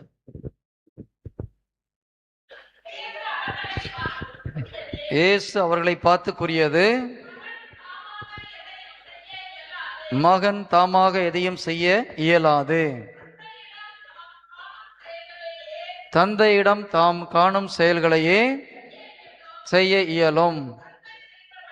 தந்தை செய்பவற்றை மகனும் அவ்வாறே செய்கிறார். ஓகே, யோவான் 10:30 நானும் தந்தையும் ஒன்றாக இருக்கிறோம். ஜீசஸ் சொல்றாரு, நானும் என் அப்பாவும் ஒண்ணுதான் இல்லையா, அவரு நானும் ஒன்னா இருக்கிறோன்றாரு. இன்னொரு இடத்துல, எனக்கு சகல அதிகாரமும் கொடுக்கப்பட்டிருக்குது, இருந்தாலும் நானா எதையும் செய்ய மாட்டேன், என் தந்தை சொல்றதுதான் செய்வேன். எத்தனை மனைவிகள் இதை மகிழ்ச்சியோடு சொல்ல முடியும்? எங்க வீட்டுக்காரர் எனக்கு எல்லா சுதந்திரமும் கொடுத்துருக்கிறாரு, இருந்தாலும் என் இஷ்டத்துக்கு எதையும் செய்ய மாட்டேன், என் கணவனை கேட்டுதான் செய்வேன்னு மகிழ்ச்சியோடு எத்தனை பேரால சொல்ல முடியும்? உண்மையா சொல்லணும், ஜீசஸ் மேல போய் சொல்லக்கூடாது, மகிழ்ச்சியா. ஓகே, உண்மையை சொன்னதுக்காக நன்றி. நிறைய பேர் என்ன பண்றோம், வேற வழி இல்லாம செய்யறோம். நான் தான் முதலே சொன்னேன், அதுல ஆசீர்வாதம் கிடையாது. ஓகேங்களா? ஜீசஸ் ரொம்ப கஷ்டப்பட்டு சொன்னாரா? பிதாவை சொன்னதை செய்யலைன்னா பிரச்சனை அதனால செய்யறேன், இல்லைன்னா அந்த ஆள் கோச்சிப்பாரு அதனால செய்யறேன்னு சொன்னாரா? மகிழ்ச்சியோடு சொல்றாரு, என் தந்தை சொல்றது செய்யறத எனக்கு அப்படி ஒரு மகிழ்ச்சி, பெருமையா, மகிழ்ச்சியா, சந்தோஷமா செய்யறார். அப்படி நீங்க செய்யும் போது அது ஆசீர்வாதமாக இருக்கும்.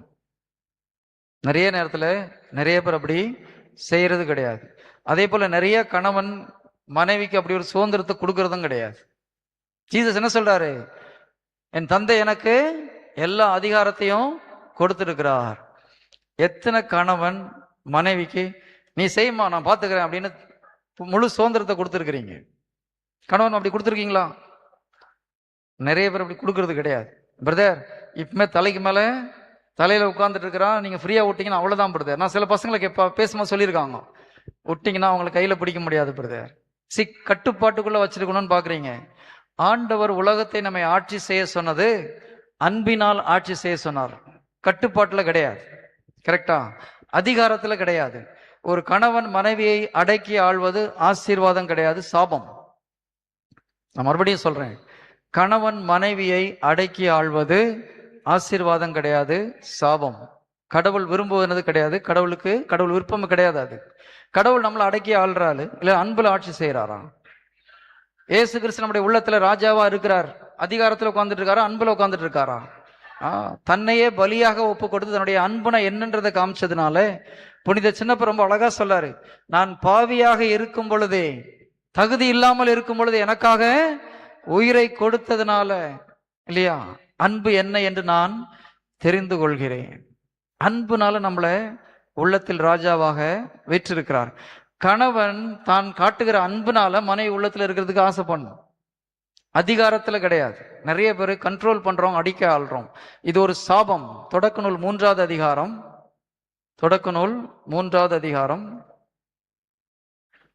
16வது இறை வார்த்தை. தொடக்க நூல் 3:16. ஆண்டவராகிய கடவுள் இல்ல அவர் பெண்ணிடம் உன் மகப்பேற்றின் 3:16 மகப்பேற்றின் வேதனையை மிகுதியாக்குவேன், வேதனையில் குழந்தை பெறுவாய், ஆயினும் உன் கணவன் மேல் நீ வேட்கை கொள்வாய், அவனோ உன்னை ஆழ்வான். ஒரு கணவன் மனைவியை ஆட்சி செய்யறான், அடக்கி ஆள்றான்னா அது ஆசீர்வாதம் கிடையாது, சாபம். உங்க குடும்பத்துல உங்க கணவன் அப்படி இருந்தாரு, இல்ல கணவன்மார் அப்படி இருந்தீங்கன்னா நீங்க சாபத்துல இருக்கீங்கன்னு அர்த்தம். கணவனும் சாபத்துல இருக்காருன்னு அர்த்தம். நல்லா ஞாபகம் வச்சுக்கோங்க. சாபத்துல இருந்து வெளியில வரணுமா, வர வேண்டாமா? நான் கணவன்மார்களை கேட்கிறேன், எத்தனை பேர் இந்த சாபத்துல இருந்து வெளியே வரணும்னு ஆசைப்படுறீங்க? இங்க இருந்து இதுக்கு மேல வர மாட்டேங்குது. கணவன் மனைவியை அடக்கி ஆடணும், கண்ட்ரோல்ல வச்சிருக்கணும், எனக்கு பயப்படணும்னு நினைச்சீங்கன்னா நீங்க சாபத்துல இருக்கிறீங்க. மனைவிமார்கள் கணவன் உங்களை அடக்கி ஆள்றத ஃபீல் பண்ணீங்கன்னா உண்மையிலே ஆசீர்வாதத்தில் இல்லை. கடவுள் படைக்கும் பொழுது கணவனும் மனைவியும் ஒருத்தருக்கு ஒருத்தர் துணையா மகிழ்ச்சியா சந்தோஷமா இருக்க மாதிரி படைச்சார். பாவத்தில் விழும் பொழுது இது சாபமாக மாறி போனது. இன்னைக்கு நிறைய குடும்பத்துல இந்த சாபம் இருக்கு. அதுல இருந்து வெளியே வர்றதுக்கு நிறைய பேருக்கு எப்படி வர்றதுன்னு தெரியல, நிறைய பேருக்கு விருப்பமும் இல்லை. கணவன்மாருக்கு வெளியே வர்றதுக்கு விருப்பம் இல்லை. இல்ல பிரதர், கண்ட்ரோல்ல வச்சுக்கணும். கண்ட்ரோல்ல வைக்கிறதுனால உங்க குடும்பம் நல்லா இருக்க போறது கிடையாது. அன்பினால் மாத்திரமே நீங்கள் குடும்பத்தை ஆட்சி செய்ய வேண்டும். பிரைஸ் தி லார்ட், ஹல்லேலூயா. இயேசு கிறிஸ்து நம்மை நம்முடைய உள்ளத்தில் எப்படி ஆக்கிரமிச்சிருக்கிறாரோ, அன்பினால் இருப்பது போல நாம் கணவன் மனைவியை அன்பு செய்ய வேண்டும். ஓகேங்களா? எப்படி இயேசு கிறிஸ்து திருச்சபைக்காக தன்னை தியாகம் செய்தாரோ அதே போல கணவன் மனைவியை அன்பு செய்யணும் இருக்கு. கலாத்தியர் 3:13-14 இறை வார்த்தை. நீங்க யாரும் எடுத்து படிக்க வேண்டாம். அந்த வார்த்தை என்ன சொல்லுது? மரத்தில் தொங்கவிடப்பட்டோர் சபிக்கப்பட்டோர் என்று எழுதியுள்ளவாது கிறிஸ்து எனக்காக சாபத்துக்குள்ளாகி சட்டத்தின் சாபத்தில் என்னை நீக்கிவிட்டார். அப்ப இந்த சாபம் உங்களை விட்டு போகும். என்ன பண்ணணும்? டெய்லி இந்த வார்த்தையை நீங்க அறிக்கை பண்ணணும். கலாத்தியர் 3:13 அறிக்கை பண்ணி, கடவுள் என்னை சாபத்திலிருந்து நீக்கிட்டார் நீங்க அறிக்கை பண்ணி நம்பும் பொழுது இந்த சாபம் உங்கள் குடும்பத்தை விட்டு அகன்று போகும். கண்களை மூடி ஆண்டவர்ட்ட ஒப்பு கொடுக்கலாமா? என்ன டவுட்டா? ஓகே, கண்களை மூடுவோம். இயேசு கிறிஸ்துவை நம்முடைய கண் முன்னால கொண்டு வருவோம். ஆண்டவரே, இதுவரை நாங்கள் கேட்ட ஒவ்வொரு வார்த்தையும் அது பாதத்திலே ஒப்பு கொடுக்கிறோம். இந்த வார்த்தையை கேட்டு அதை மறந்து விடாமல் எங்கள் இருதயத்தில் நிறுத்தி அதன்படி எங்கள் வாழ்க்கையை வாழ அப்பா எங்களுக்கு உங்களுடைய கிருபையை கொடுக்குமாறு ஜெபிக்கிறோம். Thank you Jesus. நன்றி இயேசுவே. நாங்கள் கேட்ட வார்த்தைகளை மறந்து விடாதபடி ஒவ்வொரு நிமிடமும் அதை ஞாபகத்தில் வைத்து அதன்படி வாழக்கூடிய கிருபை எங்களுக்கு நீர் கொடுக்குமாறு இயேசு கிறிஸ்து நாமத்தில் ஜெபிக்கிறோம் பிதாவே, ஆமென். இப்பொழுது காணிக்கையின் நேரம். மகிழ்ச்சியோடு அன்போடு கடவுளுக்கு நம்முடைய காணிக்கையை செலுத்துவோம். காணிக்கை போட வேண்டியது இருக்குன்னு சொல்லிட்டு கவலைப்பட்டுல, மகிழ்ச்சியோடு உங்கள் காணிக்கைகளை மகிழ்ச்சியோடு கரங்களில் வச்சு போய் போடுங்க. ஆண்டவர் சொல்றார், பழைய ஏற்பாட்டில் 3 இடங்களில் பிதா சொல்ல ஒரு வார்த்தை உண்டு. என் முன்னால் வரும் பொழுது வெறுங்கையோடு வராத. கையோட வந்தீங்கன்னா அதுக்கு என்ன அர்த்தம் தெரியுமா? நீங்க ஒன்றும் கொடுக்கலன்னு அர்த்தம். ஜஸ்ட் நீங்க கண்டினியூ பண்ணுங்க.